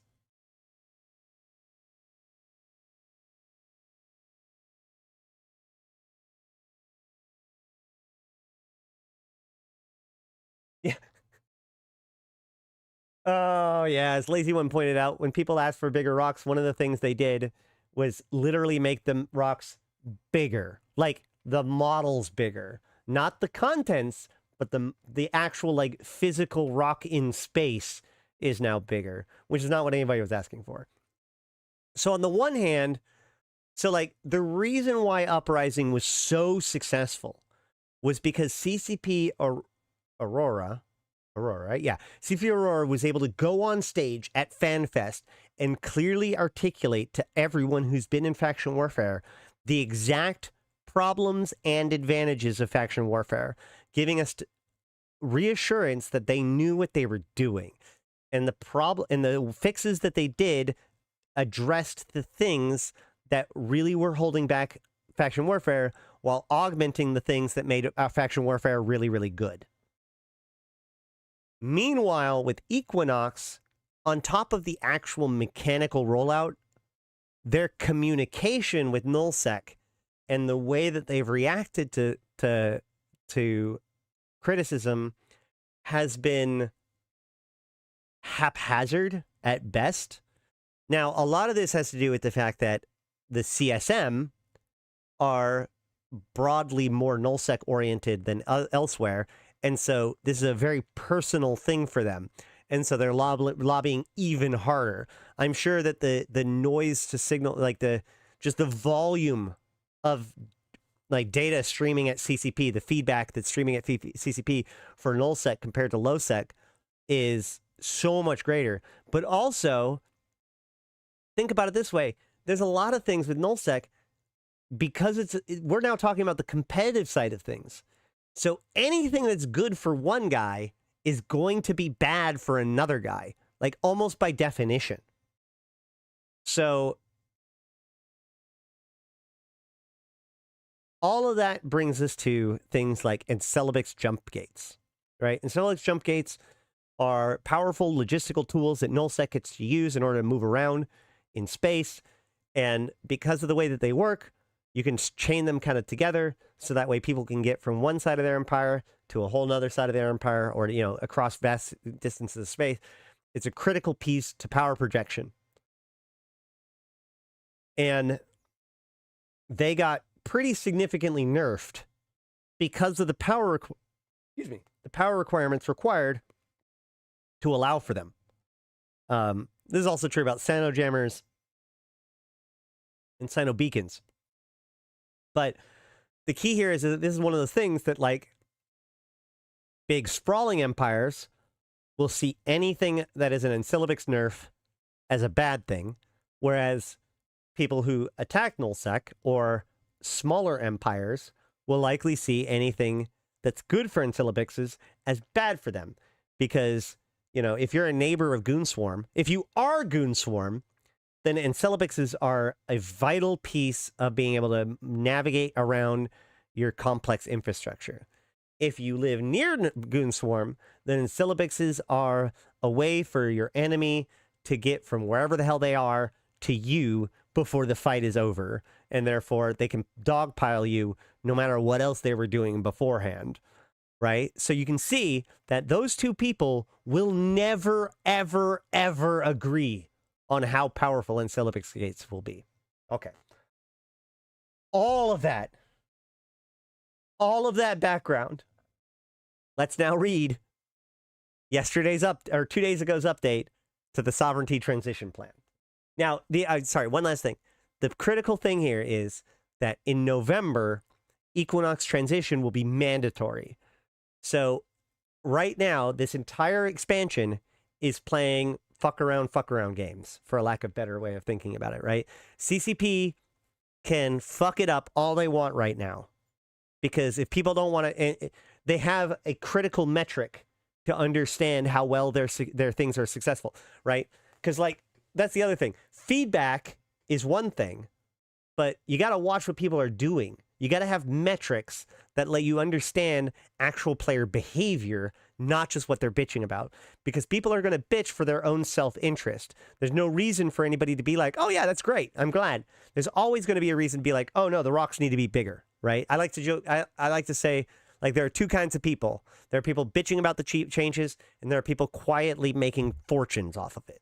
This happens all the time, right? So CCP has to keep track of metrics in order to understand whether or not these things are actually being successful. If everyone's bitching about the mining, and yet mining has gone up, then clearly everything's fine, and these people just need to get over themselves.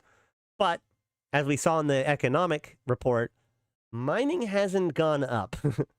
And more importantly, we have a very critical metric, which is people can right now voluntarily transfer their sovereignty to the new system. So the fact that people... I super appreciate how you go back and recover all of the history on why changes occurred and the way you roll it all together and lay it out so clearly. Thank you so much. And thank you for that second big drop of 200 DKK, which I believe we found out with $30. I appreciate it so much. Happy to do it. And you know, honestly, thank you for that feedback, because as I was explaining this, I'm like, man, I've told this story like at least twice before, going over all the stuff with Equinox. So thank you for letting me know that it's useful for you to get all of this context, because that's what I'm trying to do. Okay, so we have this metric, which is how many people are actually voluntarily converting over to the new system. And the God honest truth was, there was a lot of systems that were just stronger if they weren't converted. So we see these big changes where CCP has changed the popularity of the systems because they're desperately trying to get, not desperately, but they're trying to get people to find transitioning attractive enough. Okay, so now, and remember, the deadline is November. They can, up until then, they can just be like, well, you don't have to transition if you don't want to. But in November, they have to transition. So CCP's got to make it good by then.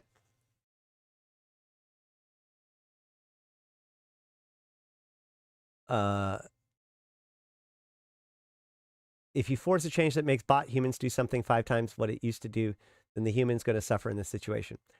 There's a whole complicated thing when it comes to bots versus players. That's a different topic per se. You're not wrong. That's a whole can of worms. We could talk about botting. Speaking of data, CCP said many times they have good data. When asked what conclusions they took from said data, there was only silence. It is true. Like I said, there has been overall some pretty bad communication from CCP. And I don't know if that's intentional or not. I wonder how much of that is because like the CSM has their ears so much they don't necessarily... I don't know. I don't want to speculate. If a human has to F1 10 times instead of 2 times in 10 minutes, time window, they're going to have a table flip when they walk away after exhaustion. Gina, actually, that's a really good point. A lot of people like to think that, like, okay, well, automation helps bots, right? Like, I've suggested, okay, well, you should make it so that when you blow up a ship, your guns automatically start trying to cycle onto the next target that you have locked. And people are like, oh, that'll just help bots. No, it won't. Bots already automate. Anything that allows players to automate something allows players to compete with, or at least, unfortunately, become indistinguishable from bots, right? That was the real problem with VNI ratting. Wasn't the fact that bots did it. It was the fact that it was the legitimate play style. So legitimate players and bots were completely indistinguishable from each other. But, you know, anything that adds ADMs for the sake of ADMs, like clicks for the sake of clicks, is going to be supportive of botting. And anything that adds automation to the players or allows players to go longer without having to do interaction is technically helping players compete with bots, or at least, yeah, be on the same level as bots. Not saying that one or the other is good or bad all the time, but that is the case. It's like when people talk about losing ships as being an ISK sink. It's not an ISK sink because no ISK leaves the market. It's actually an ISK faucet because insurance makes ISK out of nowhere. But people don't really understand the difference between a faucet and a sink, and so they often think of ship destruction as being an ISK sink. Okay, either way. Here we go. All that said,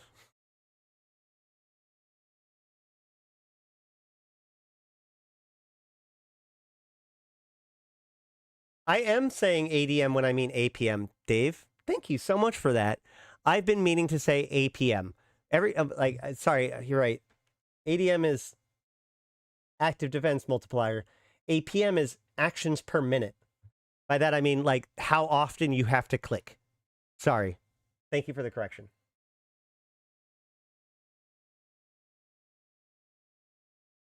Okay.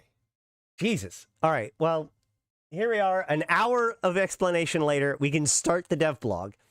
Capsuleers. New Eden stands at the brink of transformation with the latest sovereignty updates, quality of life enhancements, and content changes now live across the cluster. These updates, shaped by valuable feedback from the EVE community, make it easier than ever to navigate sovereignty transitions, explore new opportunities in Nullsec, and optimize your strategic operations. Transition now! The new sovereignty system was introduced in Equinox expansion, was intended to make sovereign space more meaningful and valuable to control, but also fight for, adding new resources and additional challenges. The EVE community and Council of Stellar Management have provided valuable feedback, which has informed improvements in multiple areas to make switching to the new system even simpler and more appealing. To further simplify the process of adapting the sovereignty system, the requirements for alliances to pay off outstanding bills before transitioning has been removed. This allows alliances to focus more on strategic decisions and operational planning rather than on managing finances. Okay. Side note. And this is just like, I'm not a big nullsecker, so this is like almost a meme. But like, I'm surprised that there aren't more people joking around about the fact that this change was made for like fraternity or something. Because like, why would an alliance have outstanding bills or be in a negative wallet? They're not saving you. So, okay. You can graduate school, but if you still owe money because of like lunch money or whatever, then they might not give you the diploma until you are able to pay off all your debts to the school. Same thing. They're not saying that you don't need to pay the money, But they're saying that you can now transition to the new sovereignty system while still in debt. Yes, feed the hamsters with likes. Okay. The new update also brings enhanced values to Nullsec anomalies. The major threat detection array, a core feature of the upgraded sovereign system, will now provide better value anomalies across all levels of TrueSec. By the way, this is like the second or third time they've done this. This adjustment ensures that alliances, regardless of their locations in Nullsec, have more lucrative options in combat and exploration, creating more opportunities for both solo pilots and large fleets to benefit from improved PvE content. Mining operations in Nullsec have added versatility with the introduction of a new tier of mining upgrades. This new tier is significantly less expensive, but also less efficient, offering a flexible option for industrialists who prefer smaller scale mining activities or who wish to balance mining output with other strategic goals. The costs associated with sovereignty upgrades have been rebalanced to make the systems more accessible. First, the manufacturing costs for building orbital skyhooks have been reduced by 25%. Second, the workforce and power consumption required for each upgrade has been reduced, along with the magmatic gas and superionic ice requirements for those upgrades that utilize them. These changes reduce the resource strain on alliances looking to expand their influences, allowing more streamlined and sustainable growth. With these adjustments, the path for asserting control in Nullsec becomes less about overwhelming economic power and more about strategic planning and smart decision-making. In October, the Upwell Consortium will bring further enhancements to their Equinox suite, iterating on the orbital skyhook mechanics to maintain their conflict-driving element while making them less intensive to maintain and defend. The new design will increase the amount of reagents produced, decrease the maintenance workload, and ensure that conflict is still meaningful. This will reduce the ease in which the attackers can exploit skyhooks, making the raiding less one-sided and making the structures more attractive to alliances and less intensive to maintain and defend. So it's worth noting. So, like, this first half, talking about the major threat detection and the mining anomalies, is all present tense stuff. This has happened. This is stuff that was introduced this week. But then this paragraph is about October. So this is what's coming soon. Now, this is actually a really good example of, like, are they really even understanding what the problem is, right? Because, like, so this makes them less intensive to maintain and defend. But in my opinion, so it increased the amount of reagents produced, decrease the maintenance workload, and ensure that conflict is still meaningful. One of the big problems with the Equinox with the skyhooks is that when you go and start raiding skyhooks, the people, instead of attacking you, will just go and empty out all of their other skyhooks. So that way there's nothing else to raid. So that's a big reason why this isn't really working. And then there's a lot of stuff about how long it takes for the reagents to mature and other stuff to balance behind that. I don't know whether or not this directly addresses that. I know that their original plan was to have like a Sinojammer while linked, and, you know, they took that back. And I think that they still are wrestling with the idea of, like, okay, well, obviously there's these points of interest, but how do we make that conflict actually happen in a meaningful way? Together, these changes reflect a continued commitment to refining the sovereignty system and making it more accessible and rewarding for all capsuleers by lowering barriers, enhancing rewards, and providing more balanced defensive options. The new system is designed to encourage more strategic depth and dynamic conflict in Nullsec space. Now is the time for alliances to take advantage of these improvements and carve out a stronger presence in New Eden. One thing that is a concern is if they increase the amount of reagents produced and reduce the amount that the upgrades require, it's like, well, what are you going to do with all this extra stuff? Now, the advantage is that these reagents are also, I think, commodities, so they can just be sold to NPC orders. But effectively, that just makes this reagent into a giant new ISK sink, or ISK faucet, rather. Which, I don't know. Capital officers and smarter bombs. Today, we also sees an update aimed at refining capital ship production, balancing smart bombs, and expanding the range of available modules. These changes are designed to provide capsuleers with more streamlined processes, new strategic opportunities, and diverse options for outfitting their fleets. Capital ship manufacturing has been optimized to simplify the process for constructing capital and supercapital ships. By adjusting the material requirements and workflows, capsuleers can now build these powerful vessels more efficiently. The update is expected to make capital ship production more accessible, allowing smaller builders to specialize in making certain capital subcomponents with less concern about resource requirements. Additionally, the cost for Tech 1 battleships have been significantly reduced by having the isogen requirements, which has been replaced by Noxium. What's interesting about that is isogen and Noxium are both low-sec minerals, which make them some of the most valuable minerals in the game. However, just by the way things play out, Isogen becomes the far more valuable of the two. This adjustment eases some of the mineral dependencies and lowers the overall cost of Tech 1 battleships, providing more opportunities for Capsuleers to build and field these ships in greater numbers. Capsuleers operating in Pochfin will now be able to deploy the mobile observatory. This structure, once deployed and having completed its automated activation process, will periodically scan the solar system for cloaked objects with a chance to reveal them. This increases the chance of revealing hostile Capsuleers, engaging in espionage in the system and eradicating the threat or discouraging it in the first place.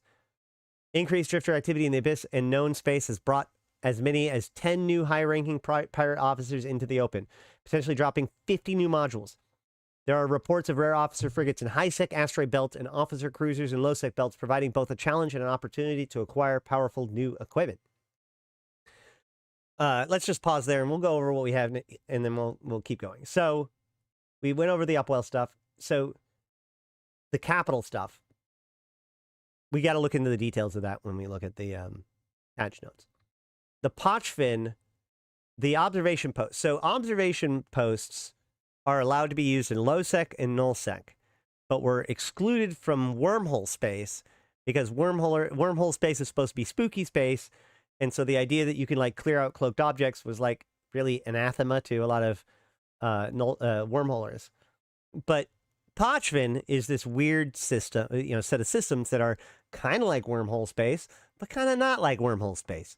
And so these mobile observatories weren't available there. In fact, well, yeah, never mind. So the question is, should they be?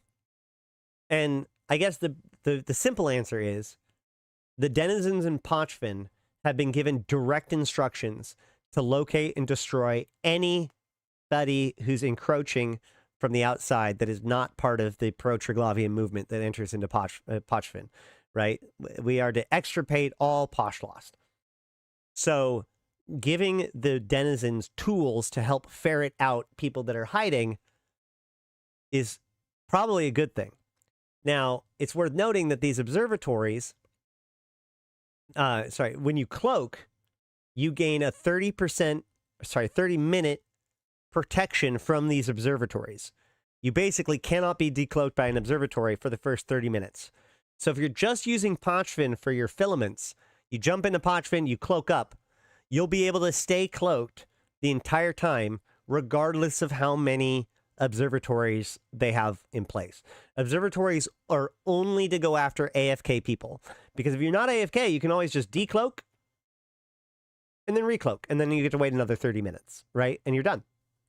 I like to align to another bookmark and then warp to it, and then as I'm warping, decloak, and as I'm landing, recloak, or like in mid-warp, recloak. So that way I'm never ever in a catchable position, even and I'm in the middle of moving, so nobody's quite sure where I am, even when I cloak up again.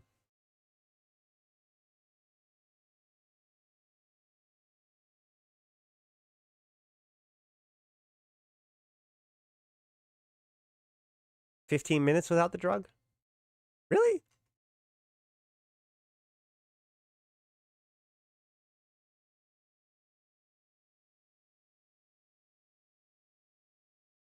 Is it really 15 minutes? What? And I just thought it was 30?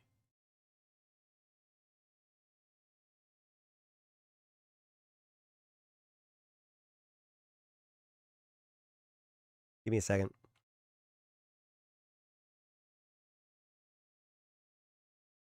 Yeah, it's 15 minutes, but people are telling me that I'm wrong. So I'm just going to double check real quick.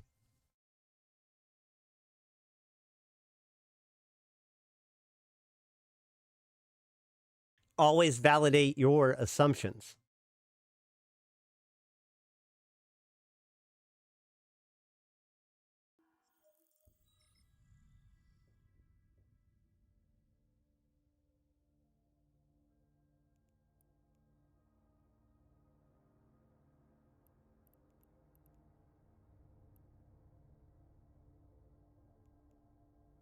Oh boy, I hope that Thrasher doesn't kill me.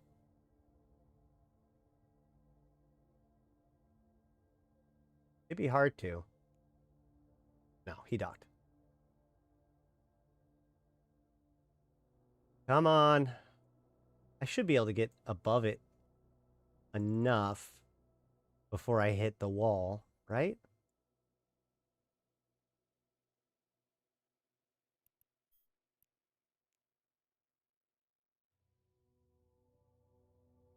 Right?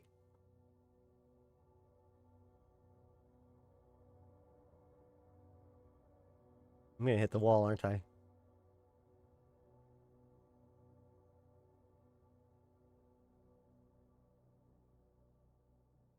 Where's the wall? There's the wall.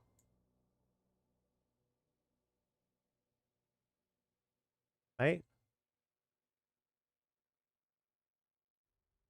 There it is. Yep, I see it.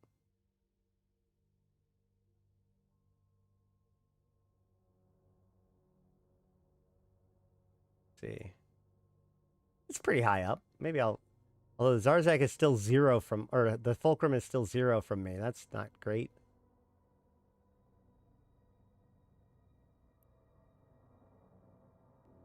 Am I dying? I'm dying. I'm dying. Shit. Fuck.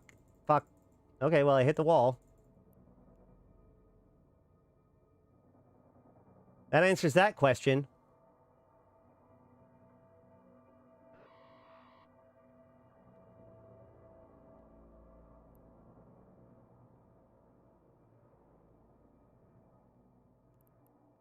All right, well, we're going to just warp somewhere else then. Warp drive active. Man, no, I'm not saying that they're wrong. I mean, I'm just saying, like, when something like that happens, I like to verify it so that way. 15 minutes.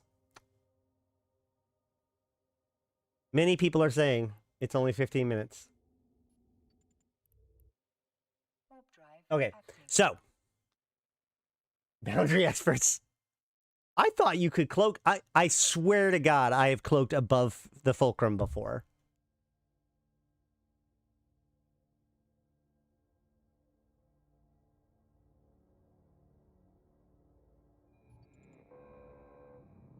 Docking permission requested. Docking request accepted. Okay. Where were we? So yeah, basically that gives you protection for the time that it takes for this to happen. And because 15 minutes is all it takes for your timer to end up, so that way you can yeet out of Pochvin. But I think that the mobile observatories in Pochvin is a perfectly great idea. Maybe they just made it so it was bigger. Like, they could have just changed it without me noticing. So that way it's as big as the whole area. Or it could just have always been that way and I didn't remember. Okay.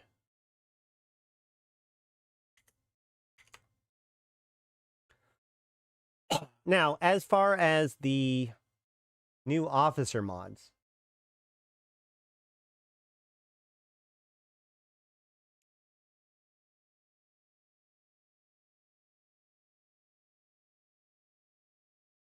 I forgot to do this ahead of time. We go to Hobo Leaks. And we grab this revision. We can go here. We can copy this. Yes. Close this.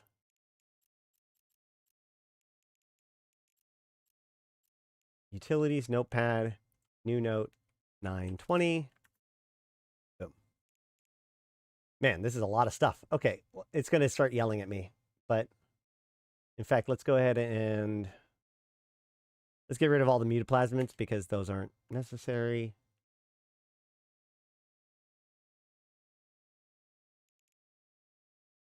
And all these.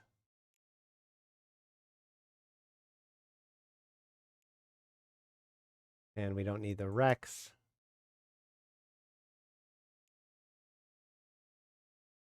Well, it's still mad at us, but we'll get through it. Okay. So we have new... Oh, shoot. Sorry. New storyline smart bombs?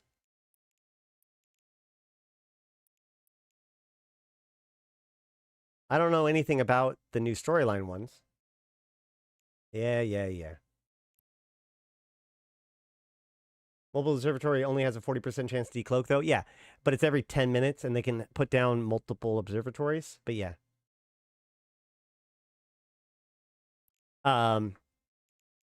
Okay. Some smart bombs got renamed. Yeah, but that's not how HopoLeaks works. Because, like, I'm looking at new items, right? If the items had just been renamed, then we would see them in, like, strings or maybe even, like, attributes per type or something like that. But we wouldn't see them as new items in the game. So I'm not sure.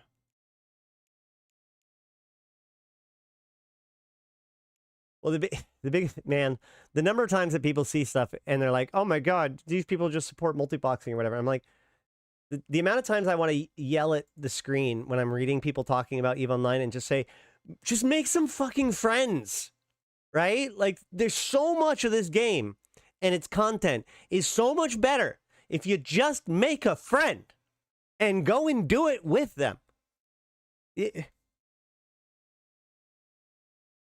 Stop. Just stop. Stop trying to multi-box home fronts or whatever. Just make a friend. Anyway. So we have these different officers.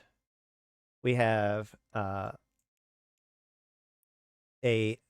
angels, Angel Blood Raider, Gristus. So there's one for Sancha or Serpentis. I think this is all of them, right? Hold on. 1, 2, 3, 4, 5, 6, 7, 8, 9, 10. There's 5 pirate. Yeah. So one for each of the major pirate factions. I have no slaves, I mean friends. Look. EVE is a role-playing game. You gotta fill the role. If you want to be in a team, you gotta be a team player. Yeah, I mean, that can be a problem, AWOL. It's true. It is true. But if you want to find some people to fly with, convocations recruiting. So the thing about these guys are a lot of these dudes, this is kind of not overly relevant, but I was looking into this because one of my problems is that most of the officers are like they have a really strong like position in the lore, right? Like I can open up my EVE source book and read the backstory of basically every officer that's in the game. And so the fact that they introduce some new officers without anything that introduces them kind of was disappointing to me. But I started looking into it and I realized that, like, so if we go to agents, no, that's not it. If we go to agency, agents and missions, mission agents, and we go to level 3, any distance, any security, Angel Cartel. We should find, do we? I did this without checking to see if it would work. I'm just doing a random one.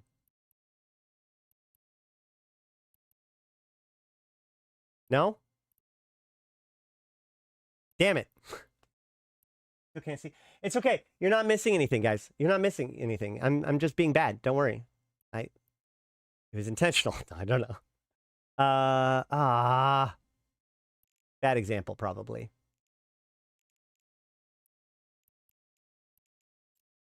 Let's go with Blood Raiders.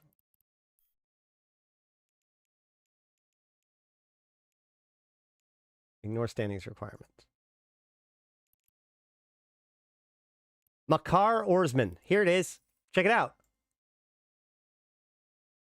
So the frigates are actually mostly... Oh, do they? They just show up automatically in the search bar? Well, I'll be. I didn't think you could look up agents there. You're right. There it is. Oh, okay, so that's the difference. He's a level 4 agent. That's weird. Most of the frigate pilots are level 3 agents, I found, where the cruiser pilots are level 4 agents. I can go Scylla, AJ. See, here's the level 4 agent right there. So most of these officers are level 3 and level 4 agents. I think all of these officers are level 3 and level 4 agents within their factions. So that's cool. They come from somewhere, at least. And now you know.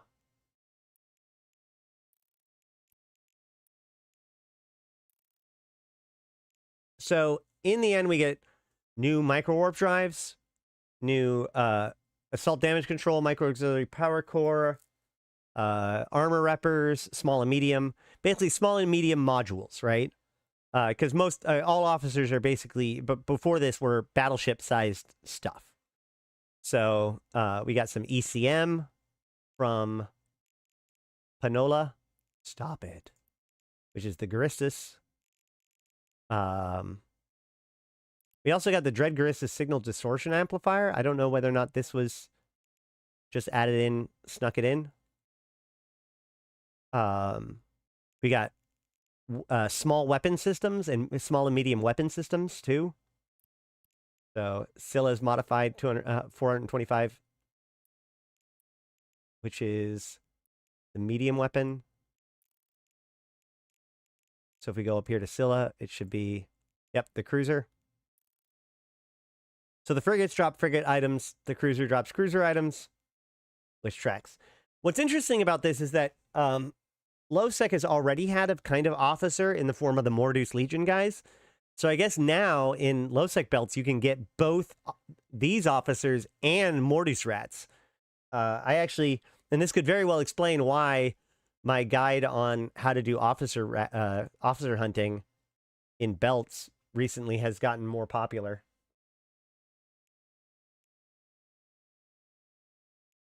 In cap transfers, etc. So yeah, a whole bunch of new officers and a whole bunch of new officer mods, which I find interesting because like there aren't that, like, officer mods are big deals. And this is kind of like the largest drop of new officer mods that I've seen ever. And they just dropped it like it wasn't no thing. Yeah, no. The frigate officers spawn on HiSec. That's correct. And the cruisers spawn on Nullsec. But my point was is that the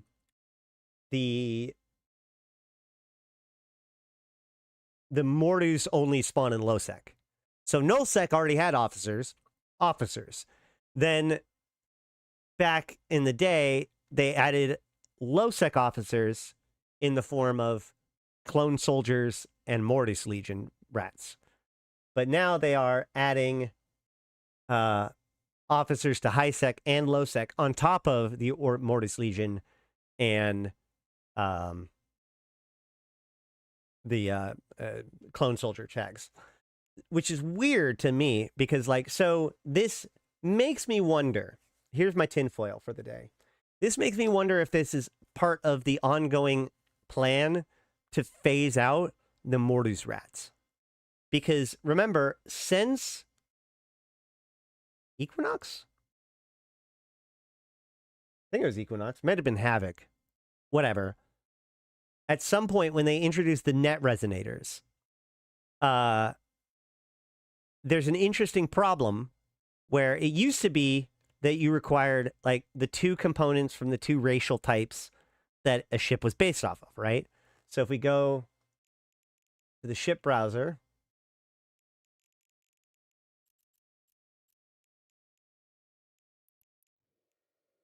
and we see Mordu. Mordu takes Caldari and Galente. So to require a Galente doodad and a Caldari doodad to build this thing.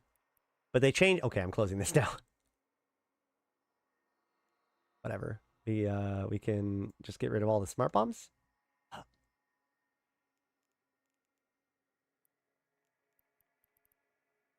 Talican stuff.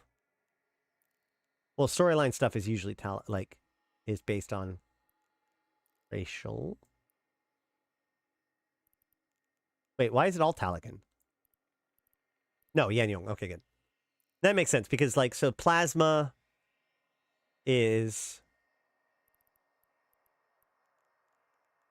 thermal, right? Thermal. So plasma bombs are thermal, which makes it Galente, which makes it Yanyong. Whereas graviton does kinetic damage, which makes it Caldari.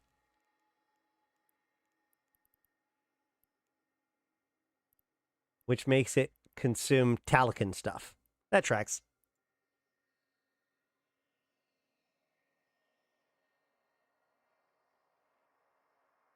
Mortis only drops parts for BPCs, not or ships. Yes, we're talking about ships. So the issue is that it used to be that you could build. Oh my gosh, there's so much stuff that got added. Whatever. We'll just whatever. So it used to be that you'd have to get the gas and the exploration doodads from both the Caldari and the Galente to do it. This is why pirate ships were really expensive. But thanks to the Deathless, we now have new net resonators that do all of that for us. You can see this Garmer takes 20 Mordu net resonators, right? And net resonators are acquirable from the loyalty point store of the different pirate groups. Just like the exploration doodad is available at the loyalty point store for each of the primary factions for faction warfare. So the problem with this is that it meant that, like, for the Angels and the Garistas, this is great. You know, I can get net resonators and just build as many Angel and Garista ships as I want as part of faction warfare or as part of the insurgencies or whatever. Great. Serpentis is a little bit more tricky to get LP for. Same with Sancha. But Mortis Legion is one of the weirder ones because, like, you get these BPCs by killing these rats, but you need these net resonators that are only acquirable from, like, one location. Like, if we look up Mordu,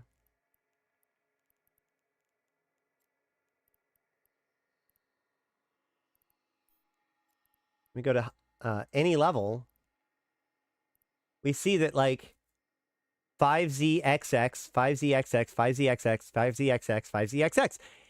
Every single Mortis Legion agent is in this one system, which means, you know, if we go to Serpentis, is it going to be the same? Serpentis Prime, OSY TAC UD, WY TAC 9LL.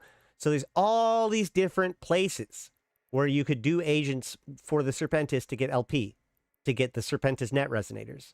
But for Mortis Legion, one system. And that one system is Nullsec. I wonder how dangerous that system is, right? At any given time, this is probably one of the hardest LP to get in the game. So the issue is that now we have all of these Mortis Legion BPCs that you get from killing Mortis Legion rats, but you can't get Mortis Legion net resonators without going to this one place and doing stuff with them. So it makes it so that these BPCs are actually worth pretty low amounts because it's like there are more BPCs than there are net resonators to build something with them, right?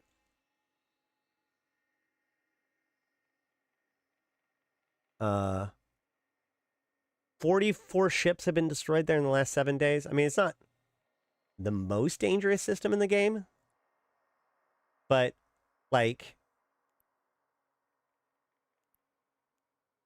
what? Sorry.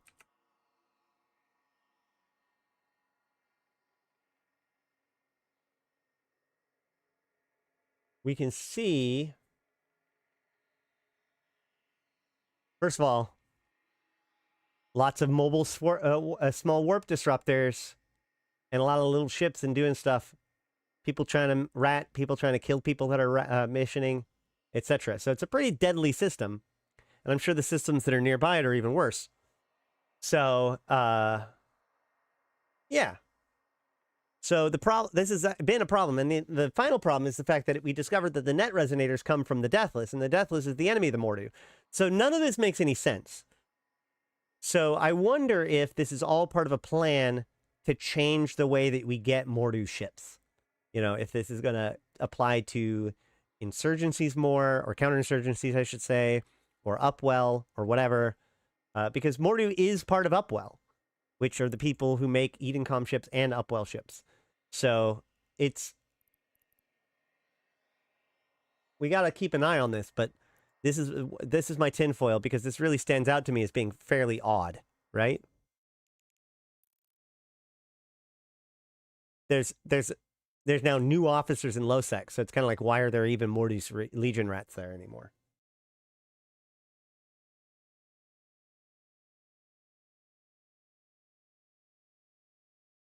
They should add pirate resonators as a rare drop in data sites and Mordu's one in besieged covert research facilities. I agree that besieged covert research facilities would be good. Actually, one of the things I found really interesting, from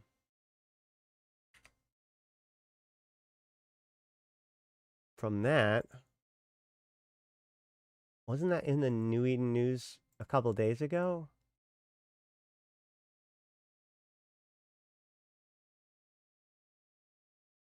Nope.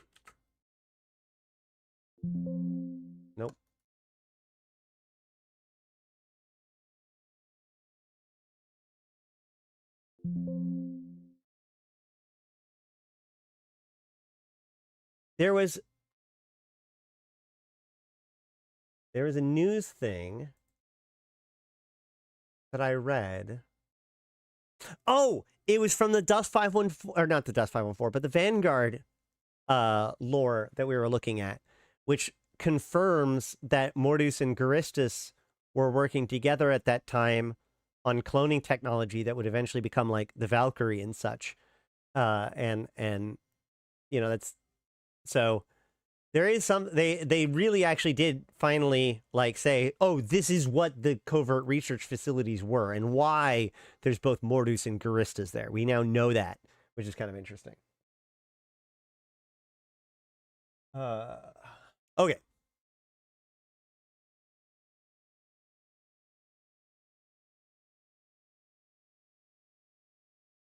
Whew.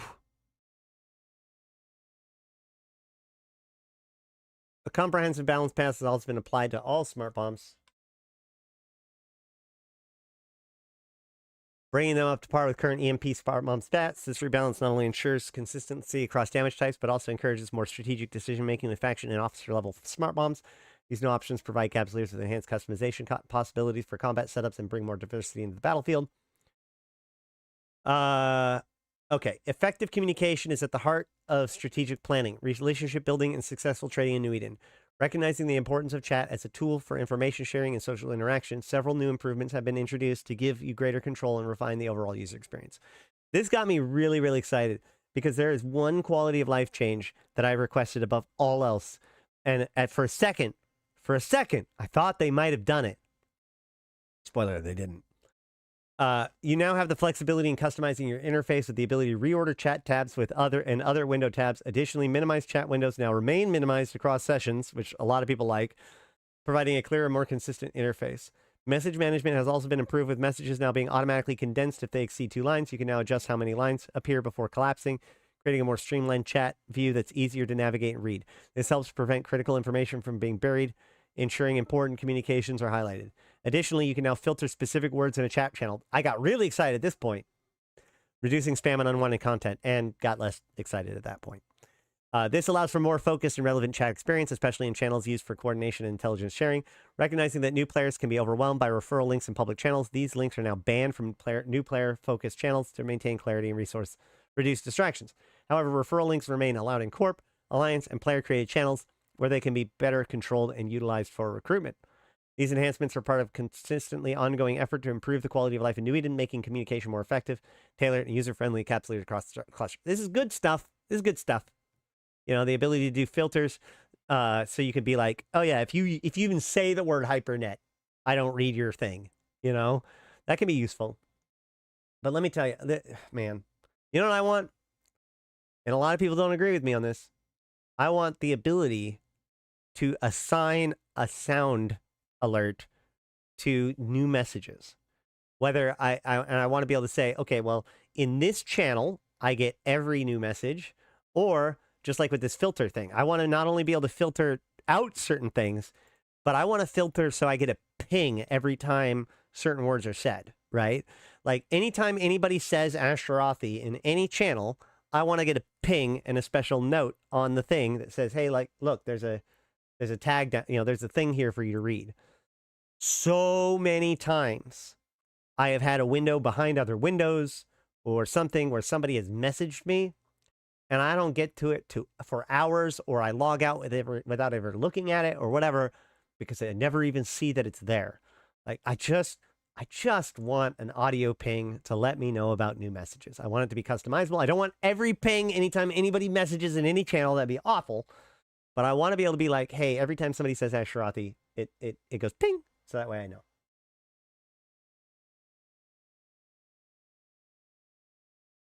Too hard to program that? No. I don't think so.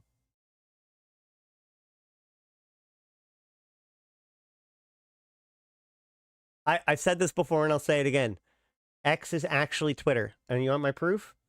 Here's my proof. If you type into any URL bar on any browser, and you type in x.com and hit enter, it redirects you to twitter.com, which tells me that the website is still Twitter. X is just the company. Just like Facebook and Meta. They can't convince me otherwise as long as that redirect still exists. These updates bring a host of enhancements that offer Capsuleers more control. Nah, dude, they fixed that. Hold on.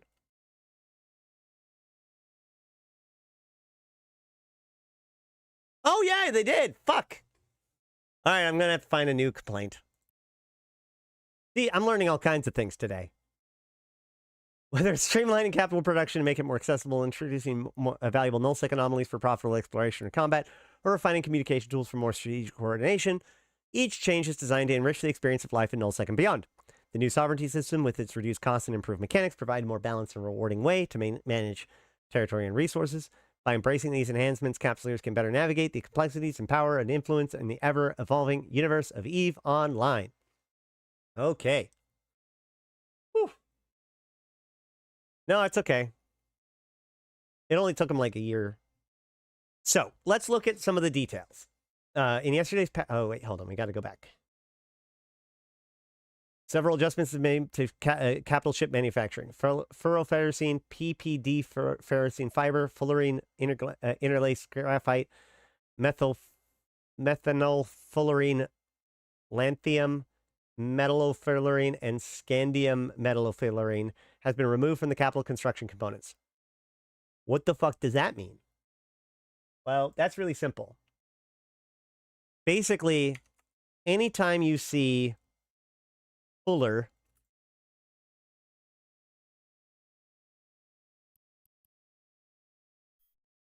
fullerene, complex fullerene shards, fullerene interlaced sheets, fullerene interlaced graphite, fullerides, ferrofluorides, PPD fullerides. What is all this from? Well, it's from fulleride gas. This is sleeper gunk, right? So one of the things that they did to capital production was they added sleeper doodads into capital construction. So if you want to think about it, that's basically what this could do. I don't know if it's 100%, but it looks like they removed the vast majority, if not all, of the wormhole gas component of manufacturing capital components, right? So if we go dread, this is me being excited. Excellent. So if we go, so less demand for gas now. Well, this gas is still required for T3 production. It was still very valuable even before all this, but it was a pretty nasty bottleneck for a lot of capital production. It's the same? What do you mean, Satonia?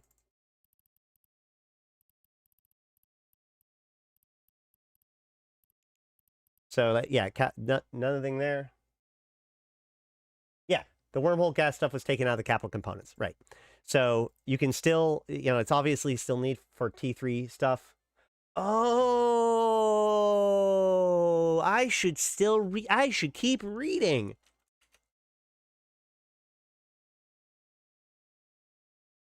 The amount of isogen and Mexilon required for construction of Capital Clone Vat Bay, Capital Doomsday Weapon Mount, and Capital Jump Bridge Array have been reduced by 10%.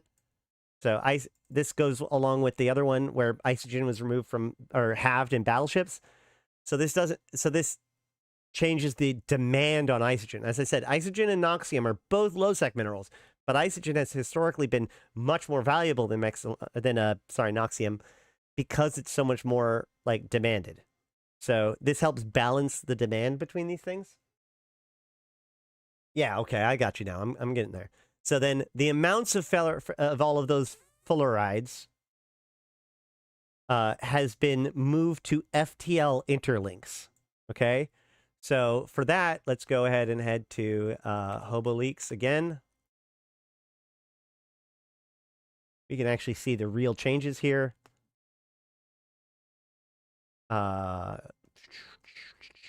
Capital shield emitter blueprints. We can see this is all of the wormhole gas being removed, right?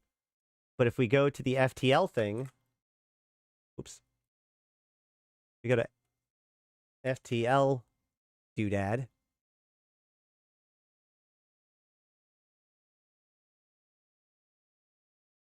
Come on.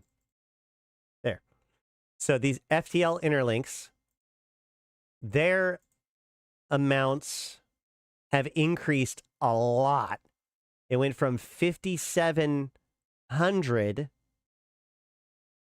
I'm dumb. Nope, that isn't what that means. That's the item type. I'm reading this wrong. Oh, this diff is so hard to read.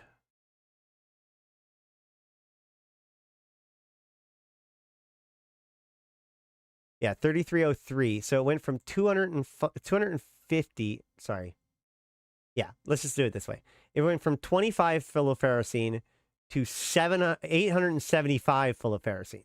So they took all of the gas components that was distributed between all of the capital parts, and they moved them to being exclusively part of the FTL communicator.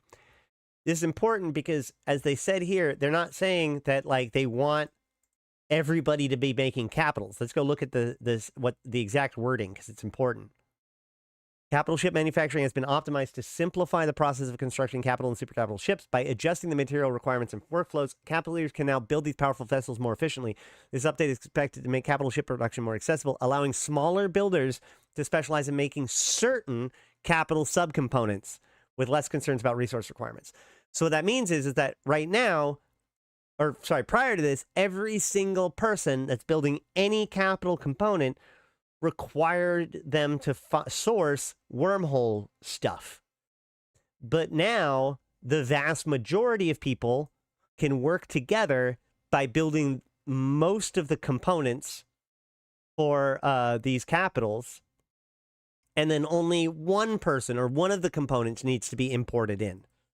So it makes it so that like there's a lot more that you're capable of doing to contribute to the whole effort, which is important, especially with things like opportunities, allowing people to kind of combine their efforts. So that way, you know, the person that is focusing on the FTL communicators can just focus on that. And, you know, some Joe Schmo with a bunch of minerals can just start cranking out some capital components. Well, so the key here is that I don't think it changes the amount of gas required either way. It does make it so it's a lot more batchable, right? Because like you only need to build one thing out of it instead of all of the things. So you've got one guy who's like their entire job is just cranking out you know, Amarian FTL communicators or whatever. And so that person can like solve their problem as a batch, knowing that there are other people producing the rest of the components to allow, so that way we're not just ending up with a shit ton of FTLs with nothing else. Wait, my name is Joe Smo. Hey, if the shoe fits, I'm not trying to dox anybody. Reinforced carbon fiber, megasite, zydrine, fulleриdes, noxium, isogen, titanium, Mexilon, pyrite, phenolog composites, and racial carbides have been removed from the manufacture of FTL interlinks. So in the same way, a lot of the other stuff that are required was actually removed from the FTL interlinks to basically make it so that now FTL interlinks are wormhole stuff, and the other capital components don't require any wormhole stuff. So you could even have a wormhole corp that's just producing FTL interlinks and then exporting them. I don't know why you'd remove the reinforced carbon fiber, but whatever. The amount of auto integrity preservation seals and life support backup units needed to manufacture Titans are increased by 100%. Again, I'm not 100% sure why these all get balanced, but I do know that auto integrity and life support backup units require the carbon fiber. So again, this is less of like a buff and more about like rearranging the deck chairs to make it make more sense to more people.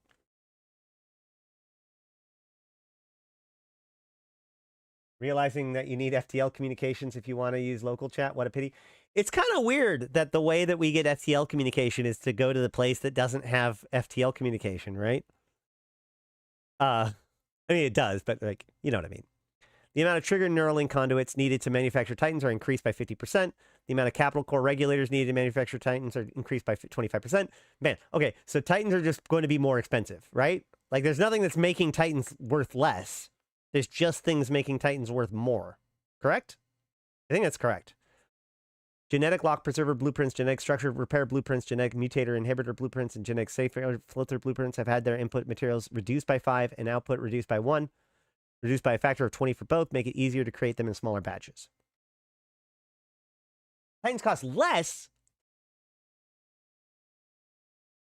Can you explain that one to me?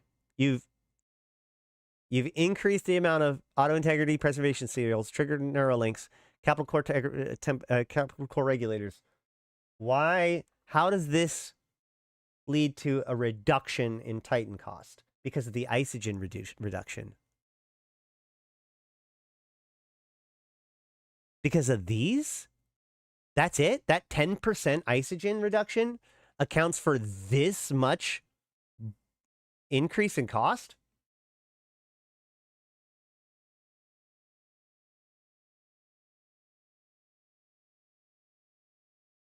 Man, capital construction's wild, y'all. Okay. So, interesting. I don't know.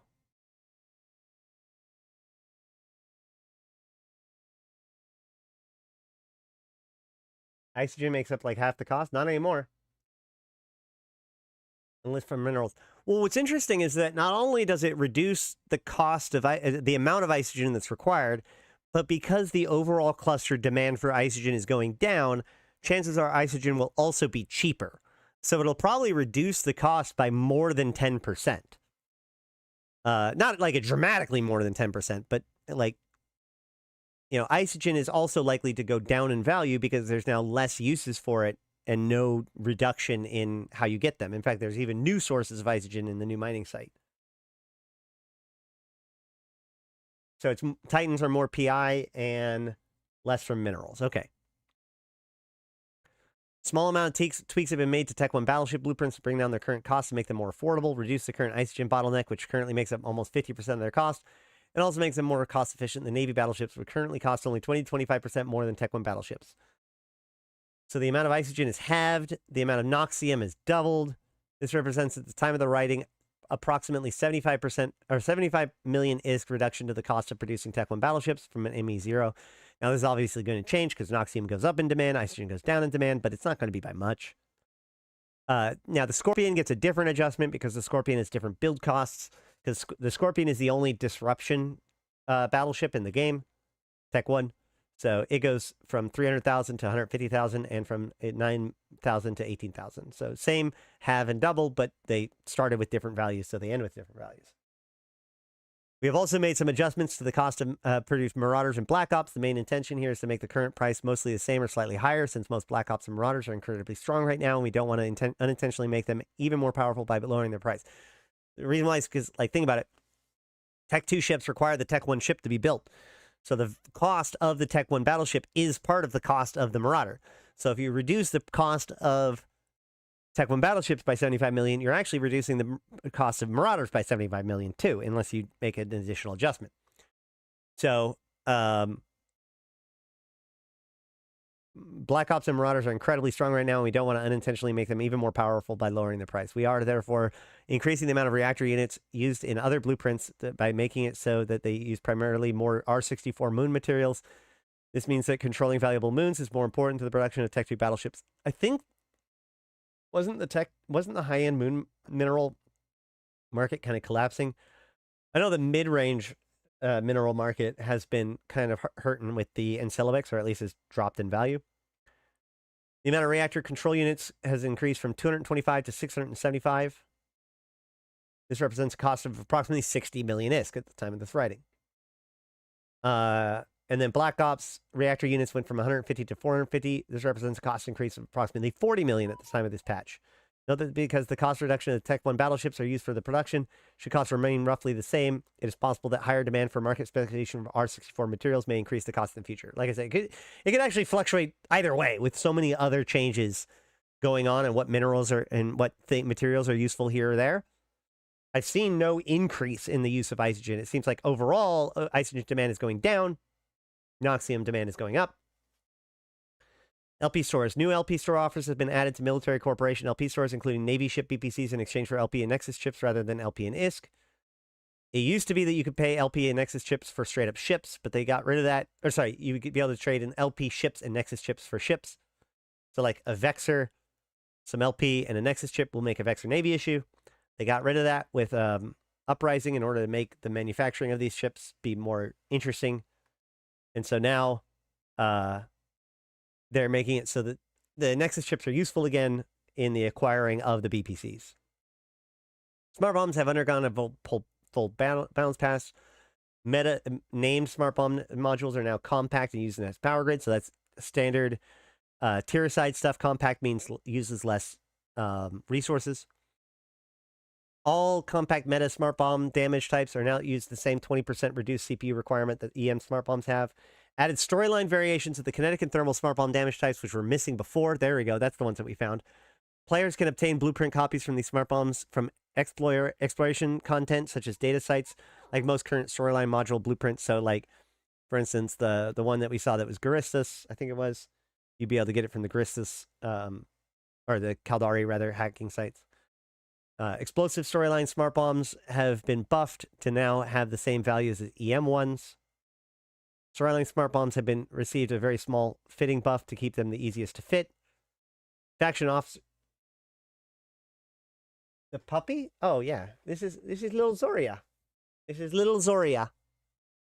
She's named that because she's got a little triangle on the back of her neck. Yeah, she's a sweetheart. She's 10 weeks old. And I want to take this opportunity to give so much thanks to the people that support me. Like, having a puppy like this has been a dream of mine for a long time. I would not have been able to do it. And the last couple of weeks has been a lot of financial struggles and whatnot. But I've been able to get through it all because of my supporters. And I'm deeply humbled and appreciative of that. So thank you to all my supporters that I'm able to keep everything together and have this wonderful puppy. No, trust me, the cat's still here. The cat and the puppy like to fight.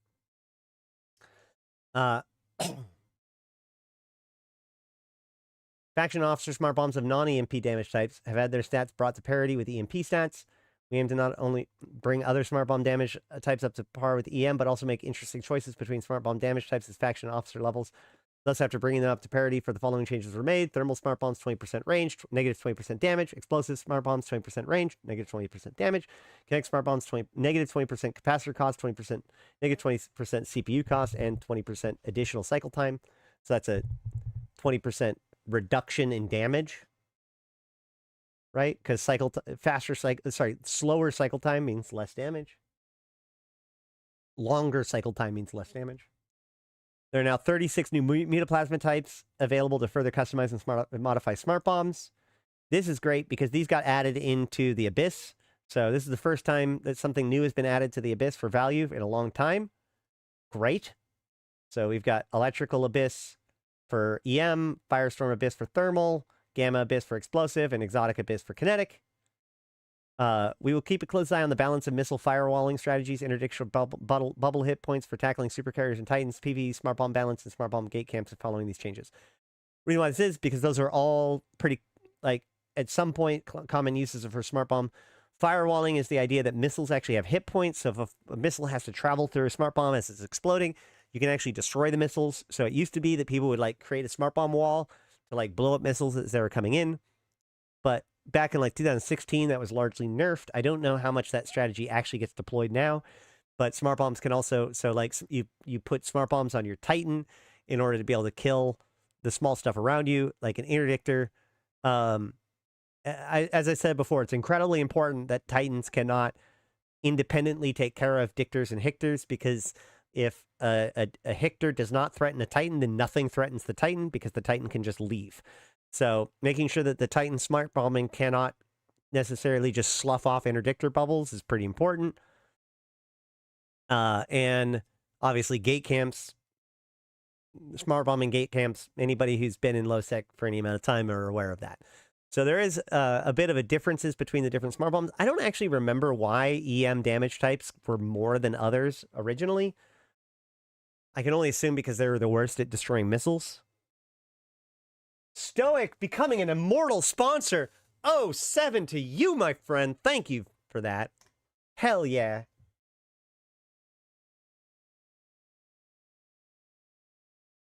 There are now 36 new mutant plasmids. We read those. Frigate and cruiser officer and officer mods. Officer frigates can appear incredibly rarely in 0.5 rated systems. Officer cruisers can appear in 0.1 and 0.2 rated low security space. So, okay, there we go. So the Mortis Legion guys can still spawn in 0.3 and above, and 0.3 to 0.4. So there's that. And then the 50 new officer mods, which we looked at. Gisty B-type and Gistum B-type shield boosters have been increased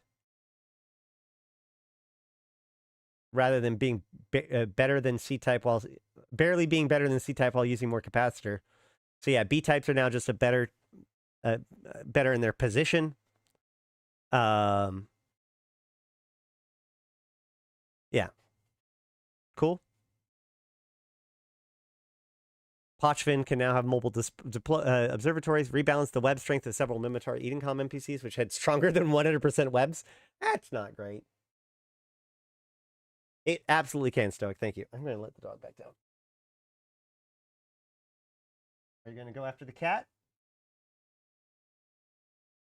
7 small mining upgrades have been added, 1 for each mineral type. These new upgrade cost significantly less power and workforce than the current mining upgrades, making them far more flexible. They also respawn significantly faster with 1 hour long respawn times, and they utilize the same mechanics as the Equinox combat upgrades, where they can respawn instantly if the time between the last spawn was long enough. These new upgrades provide the 1/8 of the ore of the existing upgrades and do not escalate the mining escalation, nor have the chance to spawn Mercoxit sites, which is being kept as an exclusive for the existing mining upgrades. So again, one of the biggest complaints was that there was only so many systems that could even have and support the larger mining upgrades. Like less than half, I think it was originally, of all of the systems could have the best mining upgrade sites. I was of the opinion that this is fine. Not all systems can be created equal, but it is true that like there are some smaller empires, and maybe if your smaller empire just happens to not have a good system, then you're sort of fucked. And more importantly, even if there is the good ones, there needs to be places for people to distribute into, right? There's always been kind of this question of like, how are they expecting us to actually run these sites, right? Like my original assumption was that with the mining sites, you'd have individuals running the sites, and then when they get an escalation, that's when they bring all their friends in. But then it didn't escalate enough, and the escalations themselves were also kind of weak, and so that didn't really play through. Now they fixed that a lot and kind of restored that idea. It also, they made it so they respawn a little bit easier. Like I said, it used to take like 3 hours or something like that to respawn. I don't remember, maybe longer. So these are designed to go where the other ones can't or don't, right? This is what you can put into trash systems that are otherwise trash systems, right? Power cost is 500, workforce cost is 6,400. Additionally, several asteroids added in Equinox that had their 3D model size increase, so they look more impressive.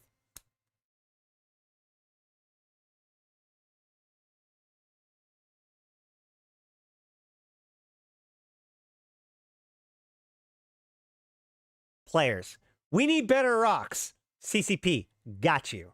Like, what the...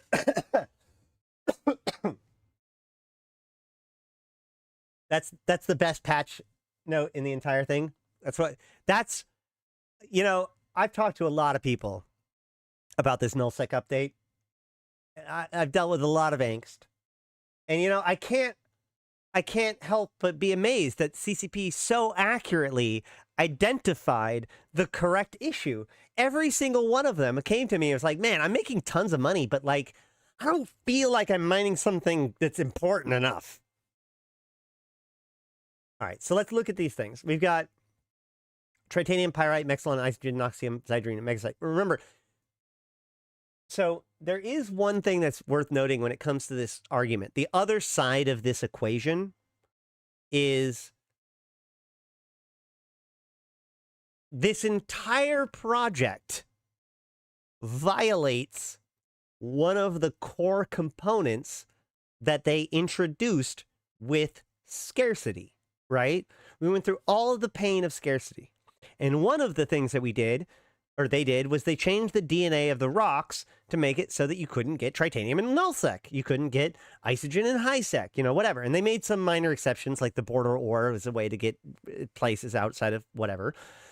But one of the biggest carrots as part of Equinox was this idea that, guess what, guys? You can actually get whatever mineral you want in nullsec now.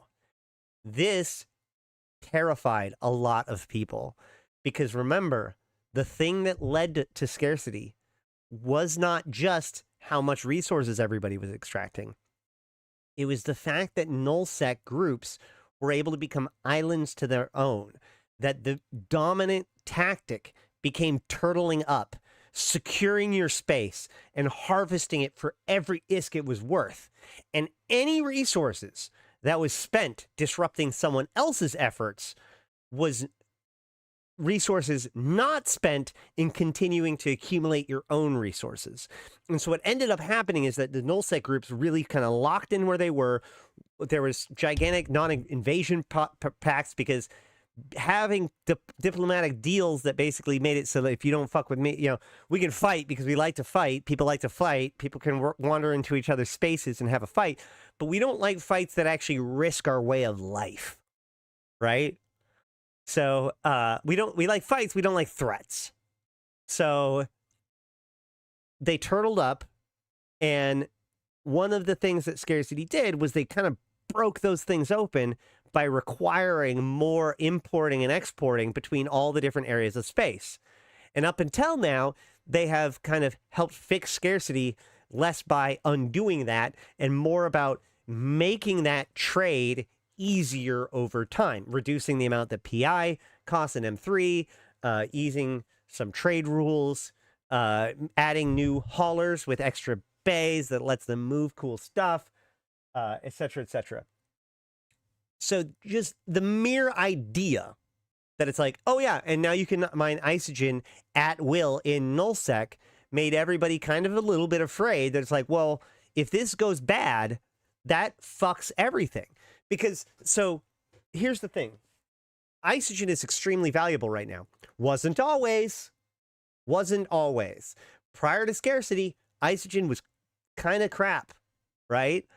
It was just another mineral. It was only after the DNA changes that made isogen so rare. And the reason why is because it was still necessary, but now it required low-sec. And low-sec is the most dangerous place to mine, period. Besides Potvin. Even, actually, you know what? I'm gonna double down. Low-sec is the most dangerous place to mine, period. Okay? So the idea is like, oh, well, no one's going to mine in low-sec. It's too dangerous to mine in low-sec. Well, guess what? Somebody's got to fucking mine in low-sec. Otherwise, there's not enough isogen for people. So the price of isogen keeps going up. until people are tempted enough to start doing shit in low sec and extracting it out in order to sell it on the market because it's worth a stupid amount of money.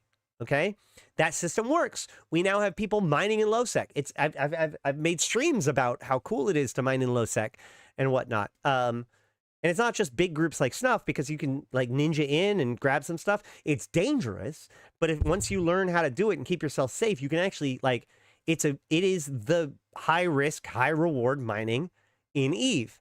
Nullsec, contrary to popular belief, is pretty fucking safe, especially Sovereignty Nullsec.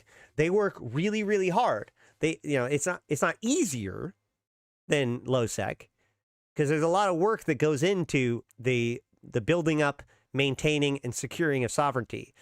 But that's a collective effort.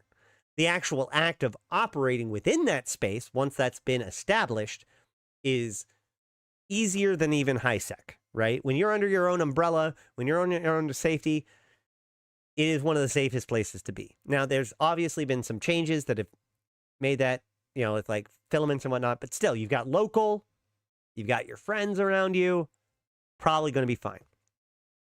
So the idea that like, okay, well, if Nullsec can now mine isogen, then why would anybody mine in low sec?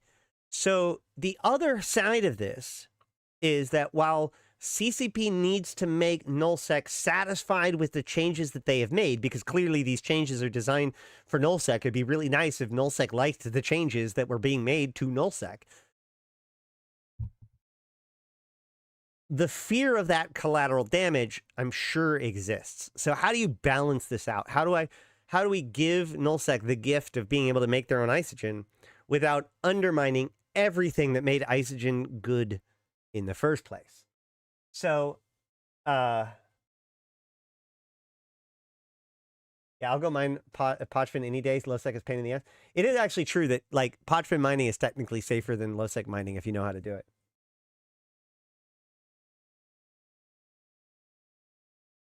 Yes, I agree on. That's what I'm saying. Nullsec is not free, but for the person who's mining, it is safer. That's the point, right? This is because this is not. This is about whether or not that isogen can be extracted and how efficiently it can be extracted, right? I felt low sec and adventure is better than high sec and a barge. Yeah, I mean, you're not wrong, and that's the thing. That's really, really, really, really, really, really good. It is so good for the game to have this thing where it's like, oh, yeah, you like mining? You're a new bro. You like mining? You want to? You don't like how much mining makes you? Guess what? If you do this riskier mining, you will get shit tons more money. Stop it. And this has attracted people to go and do those things. They learn directional scanning. They learn how to use local. They learn how to survive. Or they give some pretty funny kill mails. I do still have those endurances out in low sec, as a matter of fact. I know. So, okay. So that's the problem that... That's the complexity of the problem that we're up against. In order to look at how this is, I'm not a nullsecker. So it's hard for me to look at, and I'm not even a big miner. So I can't really look at these numbers and be like, oh, well, this is my assessment. However, Angry Mustache, smart kid. I don't always agree with everything he says, but he's a smart kid and he shows his homework. So this is his Reddit post, data on the new mining sites.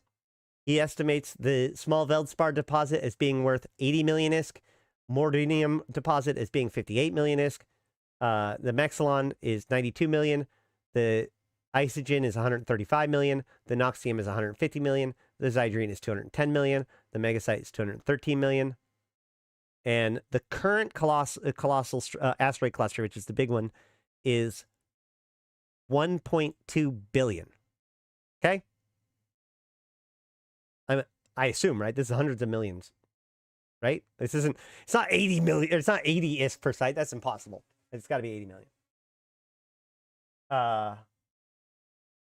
So when you look at this, you can say, okay, well, these sites are designed to be mined once an hour. Okay. There's a certain amount of volume, so they are smaller in volume, but let's assume for a moment that this is an individual task, right? So let's say you can set it up. In fact, there's some people that have said, man, I can't remember the breakdown that they showed, but it was like a couple of, like 2 or 3 normal mining barges or like 1 hulk with rock wall boosts. So in essence, spoiler, people are unhappy about this. Oh, that's a chart. I can't remember what they said, but basically the way that this looks like in theory is, let's say it takes 1 to 3 people an hour to mine through the site. Okay. That means that all of these sites, can you imagine mining tritanium and making 80 million ISK per hour and being mad about it? Yeah, 5 hours for the colossal. Remember, these spawn once an hour, and that hour starts the moment you go into the site. So if it takes you an hour to finish the site, on tritanium, you're making 80 million ISK per hour. With isogen, you're making 135 million ISK per hour. With Zydrine, you're making 210 million ISK per hour. Now, obviously, this isogen one might go down a little bit, and the Noxium might go up a little bit based on the other changes that we've been seeing.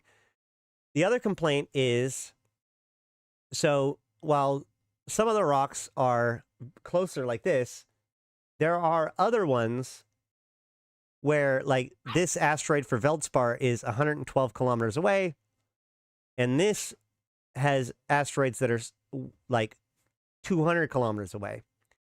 This leads me to ask a question, though, and maybe one of you guys will know. None of these are dead space pockets, right? But not every solo miner can chew through that amount in a volume in an hour. Yeah, but that means that this is still the upper bound, right? And that means that the only difference between your ability to extract that, like, you may not hit that potential, but then that's on you. You just can't mine 80 million ISK worth of Veldspar per hour. You're just incapable of doing that. But so you can earn at least 80 million ISK per hour mining exclusively the tritanium sites in the worst systems in Nullsec. Because remember, this isn't the best things. These are the shit tier stuff that's designed to go in the shit systems that aren't allowed for anything else. Or maybe you throw it in there with something else, right? Like you also have combat anomalies, and you also have a Sino beacon or whatever else you have. Like, you don't have a lot of energy, so you just throw this in here, and you still have sites that are worth 80 million ISK per hour. And I think that really shows the difference between the standards of what Nullsec feels is important and what, I don't know, the rest of the world feels is important. Because 80 million ISK per hour is shit in Nullsec when you have other options of like 200 million ISK per hour or whatever for higher end stuff. But for most people, they see that number and they would be like, oh, that's pretty reasonable.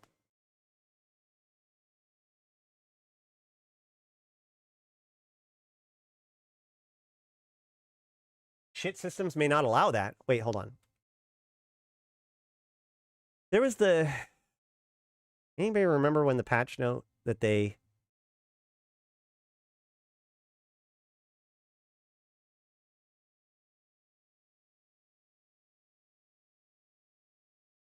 changed the power levels?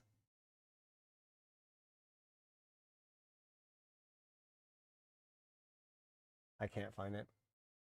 The minimum system and power is 500, and the small mining upgrade takes 500 power. So yeah, every system in the game can install the small mining beacon. Now, remember, not every system in the game is designed to be equally useful. But the point of the matter is that in combination with everything else, like, I feel like this is a bit of looking the gift horse in the mouth, right?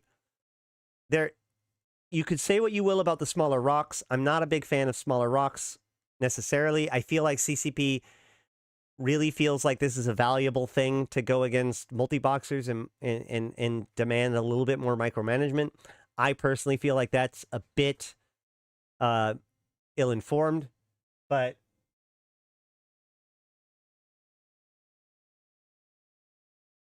oh yeah, it could be go along in syllabics. That's true.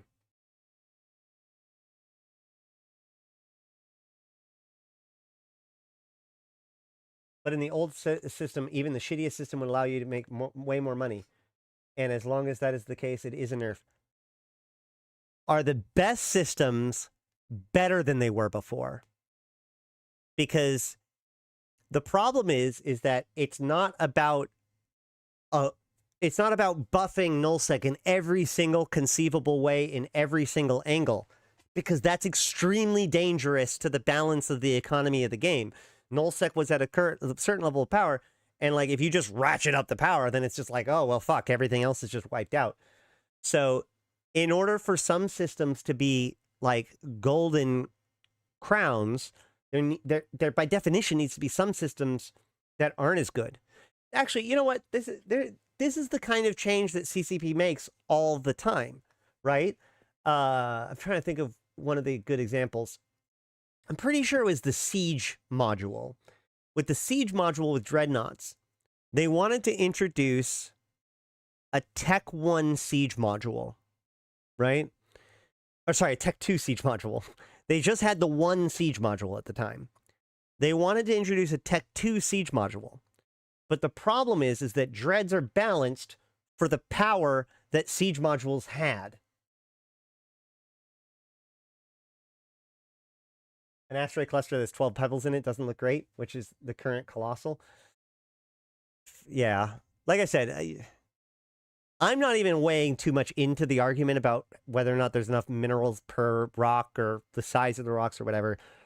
I think that per site and the spans of the site should be considered relatively fine. But the best systems haven't been converted yet. Nullsec is very hesitant about it. Well, yeah, that goes back to what I was saying at the very beginning of this. As that is like the primary metric of them being able to figure out success. So, where was I? There are no big rocks in terms of mining volume. Blah, blah, blah. Yeah. So, the thing is that, like, the buff is empire-wide, right? And more importantly, like, in terms of just pure ISK value, you might be correct. But in terms of the dude who lives out in Nullsec that just needs some fucking isogen to build his ship, the fact that isogen, like, the fact that it could have been a bigger rock or whatever is, or the fact that this particular system used to be worth way more in terms of megasite means absolutely nothing to them. They don't give a shit about that. They need isogen. Now, granted, you could theoretically mine the Maxilon or whatever, the megasite or the whatever it is that kids mine these days, and trade it in the market or whatever. But the fact that these things had to be imported in, this isn't necessarily just about the top tier value, because it's really easy for the bean counters to get wrapped up in that world. But to the dude who's playing a fucking video game, this gives them the answers. I belong to a Nullsec group. I want to start building Ospreys. There is a plot to get there. I want to start building capital ships. There's a plot to get there, right? This is about giving the individuals a sense of agency and direction, not just raw power creep.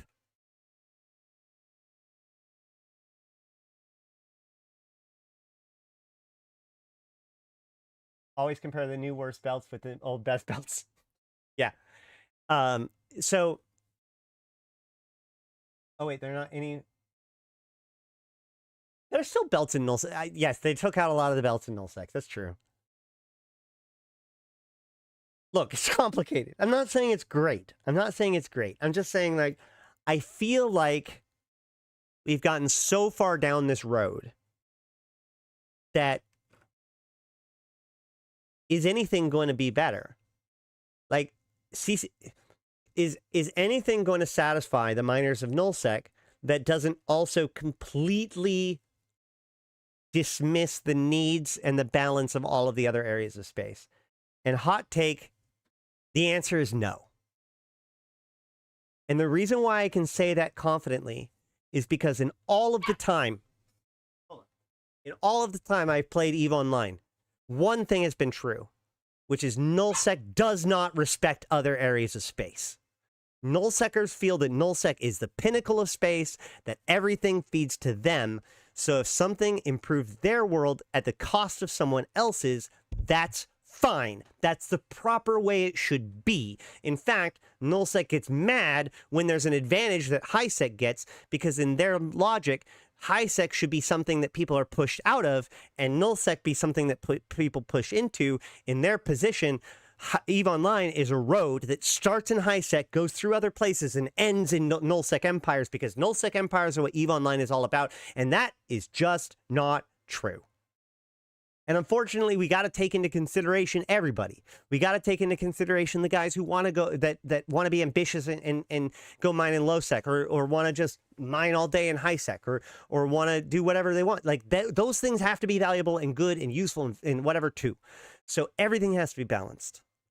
And the fact that Nullsec is being given the tools to be self-sufficient again is so incredibly powerful that I do not believe that they have properly respected it yet. That's my take.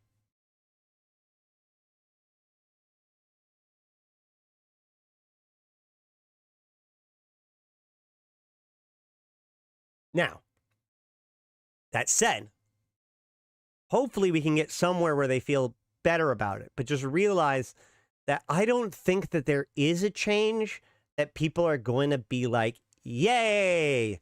They have gotten closer. Like, there have been popular changes when it comes to this stuff, but we can tell just by the arguments that are being made today, right, that no matter what they do, there will always be some metric that can be measured by to be like, oh, not good enough. And when you ask people what is necessary, they say cheaper caps, enough ore, big enough ore, enough value.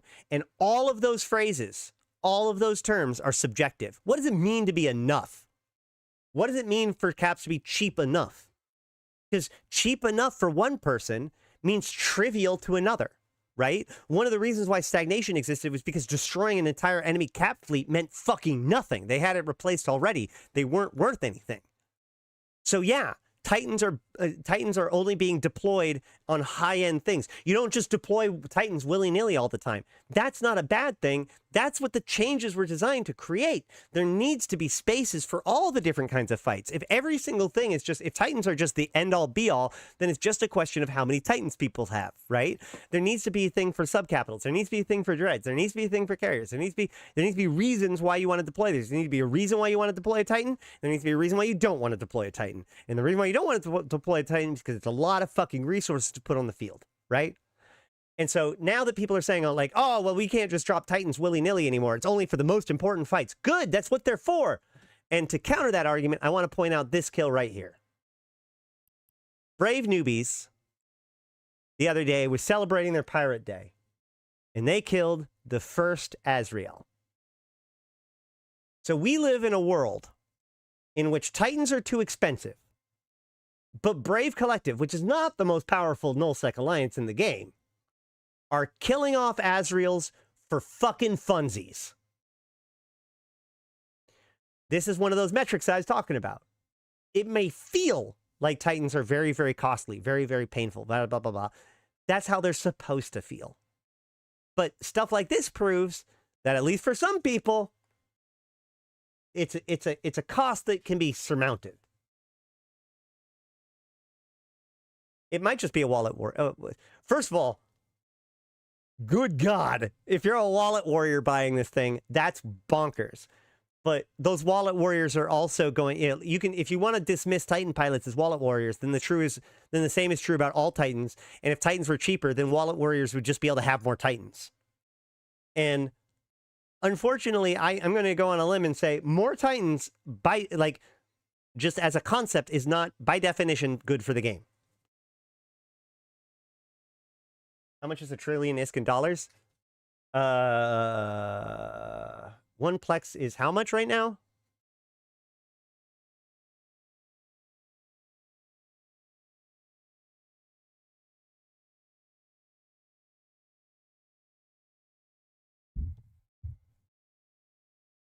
Dang. Eve Tycoon. There we go.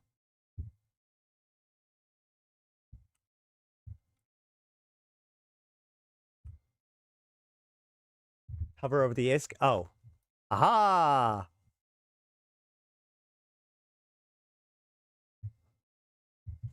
Total $5,412.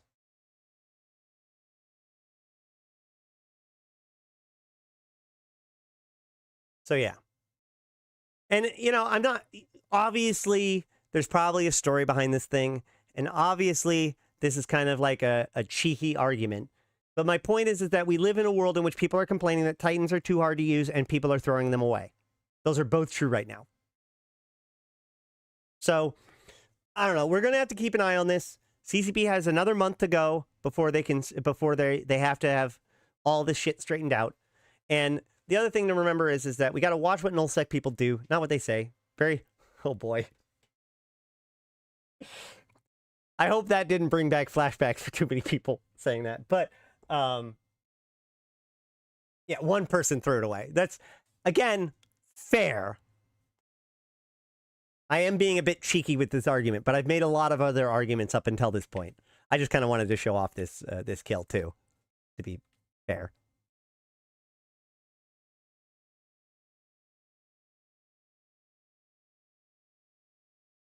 But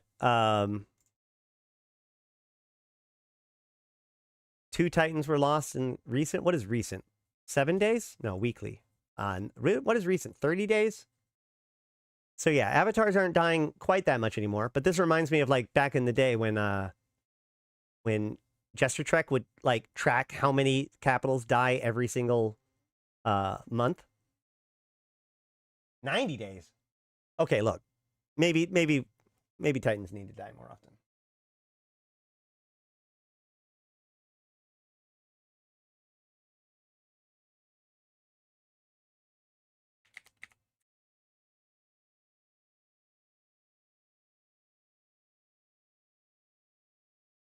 No Arabises. I'm going to undermine my entire argument, aren't I?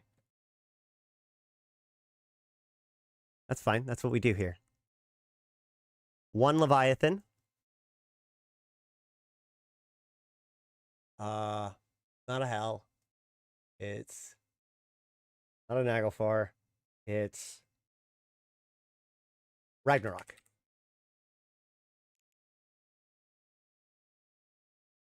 There we go. There, found all the Titan deaths. So 10 Titan deaths in the last 90 days. Probably could go up a little bit, but at the same time, like I said, I think Nullsec feeling the pressure to have at least a mediocrum of caution when it comes to deploying these biggest ships in the entire game willy-nilly, I don't see that inherently as a negative thing.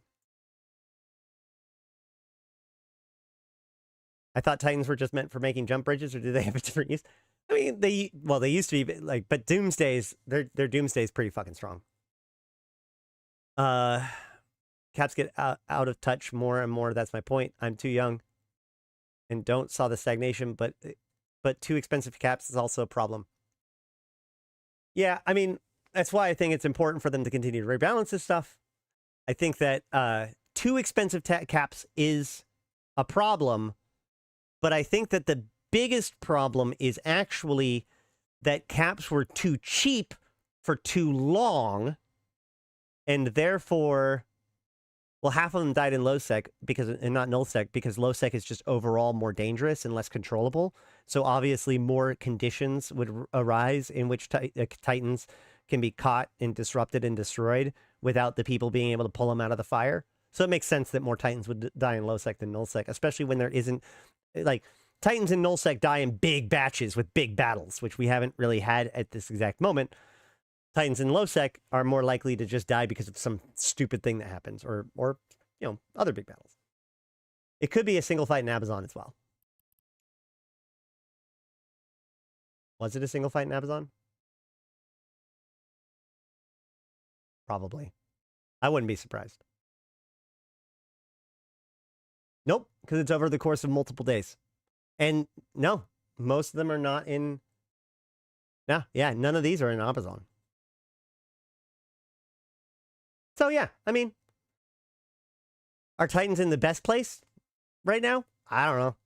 I think Titans are on the chopping block to be overall rehauled.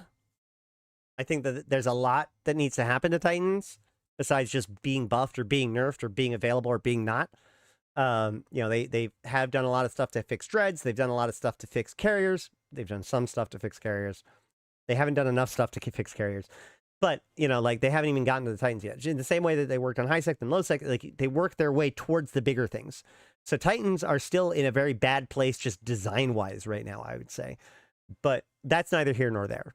The point of the matter is that, like, capitals should be a consideration to deploy. Because otherwise, why would you ever use anything else, right? So they have very strong, powerful abilities and very good defenses, but are more expensive. And as I said at the beginning, there was a time in which it was technically cheaper to lose Titans, sorry, not Titans, to lose Dreadnoughts than it was to lose battleships. Now, several changes have been made between now, here and there, to make that no longer true, not least of which that the insurance for capitals got nerfed. But my point is that while I agree that a 4 billion-ish carrier is probably too much, almost certainly too much, a billion to a billion and a half-ish carrier is also not good, right? And so, like, and in the way of things, like, once things get built, they exist in the game, and it takes a lot of effort to convince people to blow them up. That's one of the reasons why, again, scarcity was so painful. So starting from the position of, like, it's hard, and then slowly ratcheting it back and paying attention to how those changes affect the ecosystem, step by step by step by step. It takes a long time. Balancing things that involve player competition takes a long time to get right. You have to make a change. You have to see how that change affects things. Make another change. See how that change affects things. Then you have problems where if you do multiple changes at the same time. So it wasn't just battleships? I fly cruisers. No, I'm saying like legitimately the hull for a battleship at one point was more expensive than the hull of a carrier because the carrier got full insurance. A Sleipnir or a Star Take costs more than a Lieutenant carrier. Exactly. So, like, when people say cheap enough, realize that most people's standards... Actually, you know what? I'm actually going to take that back. I'm gonna take a lighter position. I think a full fit battleship was cheaper than the hull of the Dreadnought, but I don't remember the exact numbers anymore. I just remember being like, this was a thing because insurance was fucked up and they actually had to lower the insurance on capitals because it was legitimately cheaper to lose capitals than it was to lose battleships. Any rate, the point of the matter is that the idea of what is cheap enough is a relative idea. And this relative idea was primed when things were just blatantly too cheap. And it damaged a lot of things. For all of the things that people have been talking about, how this hurt, like, different people, you know what it helped? It actually have largely helped newer players. Because now, you know, their little effort in high sec is actually more meaningful. Because, you know, when everybody was able to mine with rock walls and just get whatever they needed and just harvest ungodly, one rock wall could make up for 1,000 new players all trying to mine. So a single rock wall could just wipe out the market compared to what a bunch of newer players could do.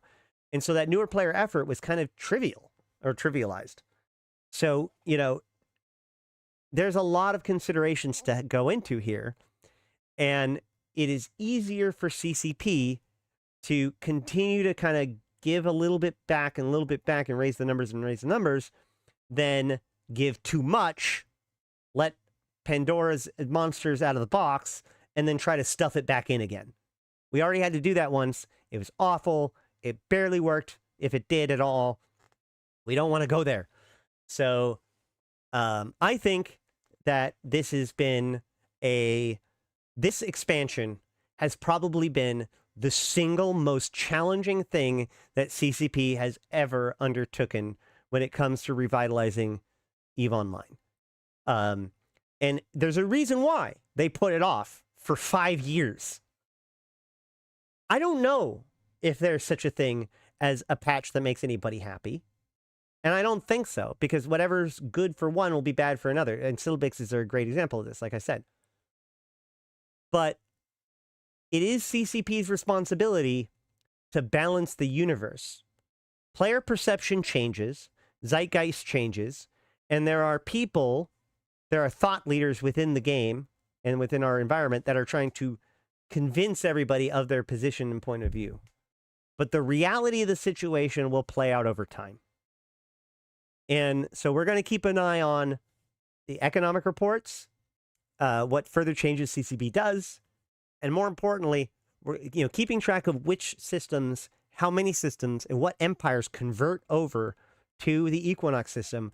I think is probably the clearest sign of whether or not these people are finding it actually attractive, because there is nothing economically incentivizing any single person in Nullsec to go on the forums and be like, this is great.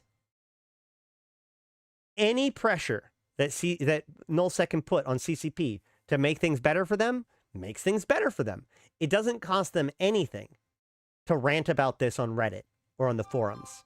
Cost them nothing. But the benefits could potentially be huge. They've already got plenty of gotten plenty of buffs based on their feedback so far. So of course their feedback is going to be asking for more and more and more. That's just the way it works. That's how these kinds of negotiations go. So I'm not overly worried about it. I think that this is just the kind of discussion that you invite when you start dealing with Nullsec stuff again.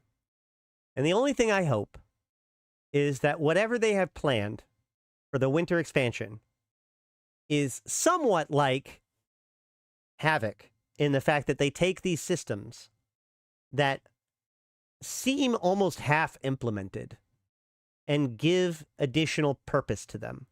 The personnel, the power, and all that stuff. Additional systems to layer on top of it that gives more texture to the whole thing.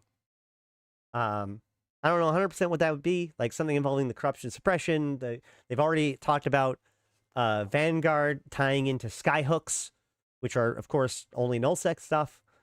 So EVE markets have been kept remarkably stable overall, considering normal game creep and ISK injection creation, which constantly occurs, I think. Being away for 10 years, the ship prices go up, but not over 4x. That is a thing that people talk about, which is like there is inflation, but overall, most things cost about the same as they used to, unless the actual material build cost for them has changed. Like battleships had their material build cost increased, which is why their prices went up. As I said, November is going to be the beta testing. So are you saying this is the alpha test? Because, I mean, okay. As somebody who went through Havoc and would really like to see more improvements made to Havoc and makes me feel like Havoc didn't quite miss the mark, I really hope that they nail it a little bit better for the Nullsec stuff. But again, this is the riskiest stuff in the entire game. Because the other piece to this is, you got to remember, there is, like, anybody who's acting smart about this, anybody who's out in the bleachers talking shit and throwing popcorn, nobody fucking has the answer. Nobody. Why? Because this has never been done before. This is the largest successful sandbox. Sandbox games aren't successful. Open PvP games don't work. Most of them die out. EVE Online is such an anomaly in the gaming sphere. We are treading largely on uncharted territory. At the edge, remove ACLs.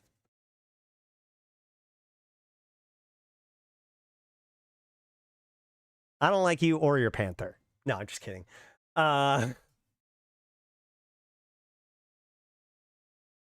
You and I are going to have to talk about that because I honestly think that ACLs are fucking perfect. But either way,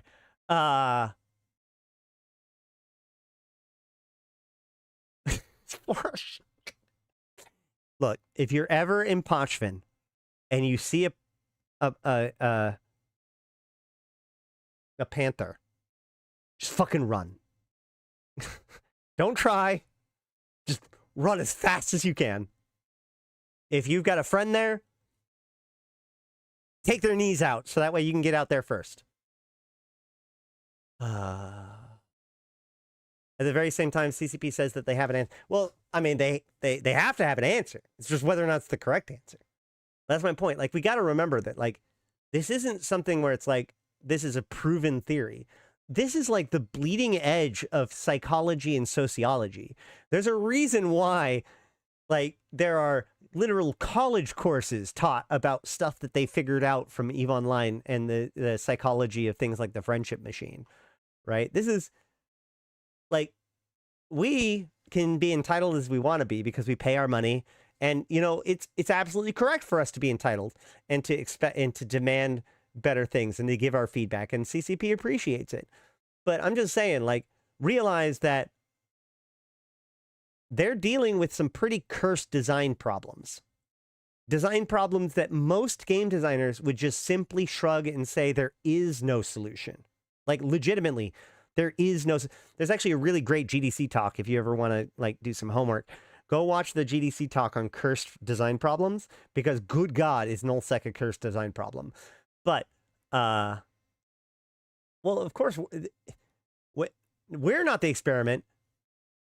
The EVE Online video game is an experiment. We're all contributing to it. CCP, players, we're all participating in a grand 2-decade-long experiment. Don't worry, Frontier will fix all. On that note, I've been Ash. No, I'm just kidding. I fly Redeemer solo and always use Pochvin Highway. It's fun to see people vanish when I pop up on D-Scan. I am harmless, though. Redeemers are not Panthers. If I'm in Pochvin and I see a Panther, my thought is going to be, what's a Panther? Well, it's okay. The next thought is going to be 452. Not your thought, though. You know, that's true. You do have a Redeemer.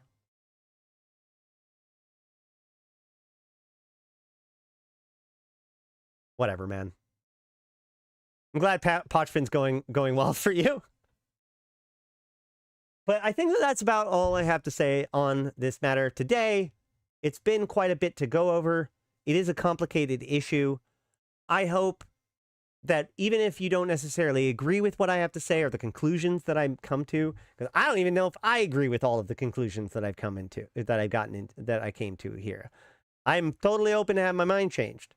But I hope that this was useful to you to help kind of broaden our perspective of the situation and our understanding of EVE Online as a whole. Because that's, of course, our goal here, raising the literacy of EVE Online, because I personally believe that the more effective and knowledgeable the player base, the better the EVE Online we have, because the players make the game.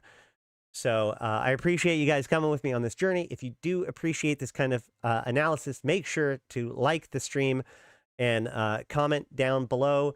What is your silver bullet solution to Nullsec? And you don't get to say cheaper this or more valuable this or whatever. It needs to be something that can be written on a patch note, right? Like, oh, you know, cut this in half, like an actual number or an actual strategy, not just like, I want more, okay? None of this relative stuff. I want to know what your plan, your silver bullet is for Nullsec. But I do want to thank everybody who's participated, especially all of you guys chatting in the chat today. Obviously, this is a very complex issue, and I really appreciate everybody's contributions to this discussion. I think it was incredibly valuable for me and for everybody. And of course, thank you to my supporters, especially Stoic, who went to an Immortal today, and Bash, and I had the other person who's where is it? Hold on.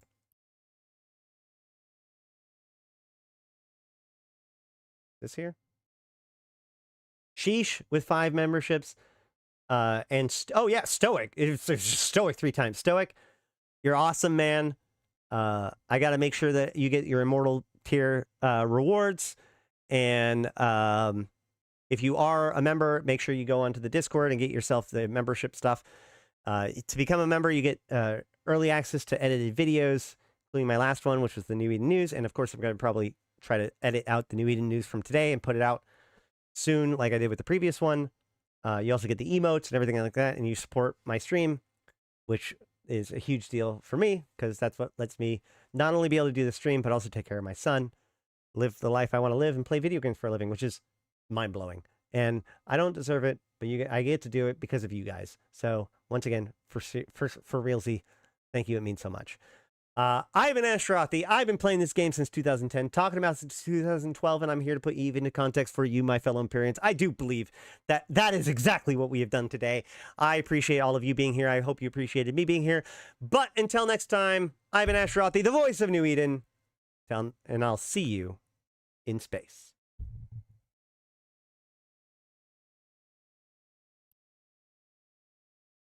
Buy merch. Coffee cup. Where's my coffee cup? My coffee cup's gone. Damn it. We've got coffee cups. We got t-shirts. We got cool stuff. Like the stream. Join the Convocation Empyreans if you want to fly with us, or the invited. And join the Discord if you want to flag yourself as interested in YouTube. Get all of the notifications of upcoming streams. I'm Nash Roddy. Bye.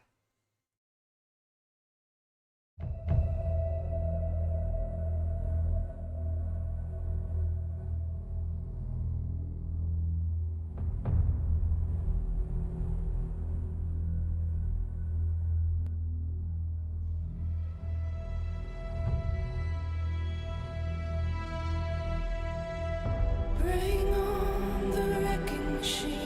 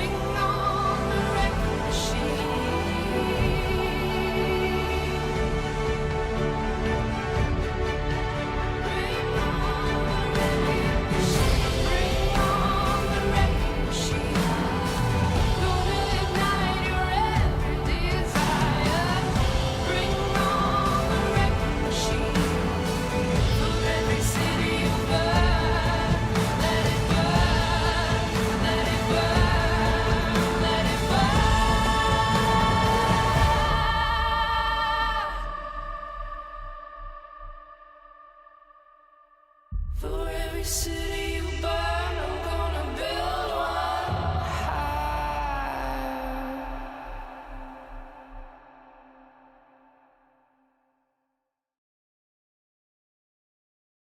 Final puppy cam. Puppy cam.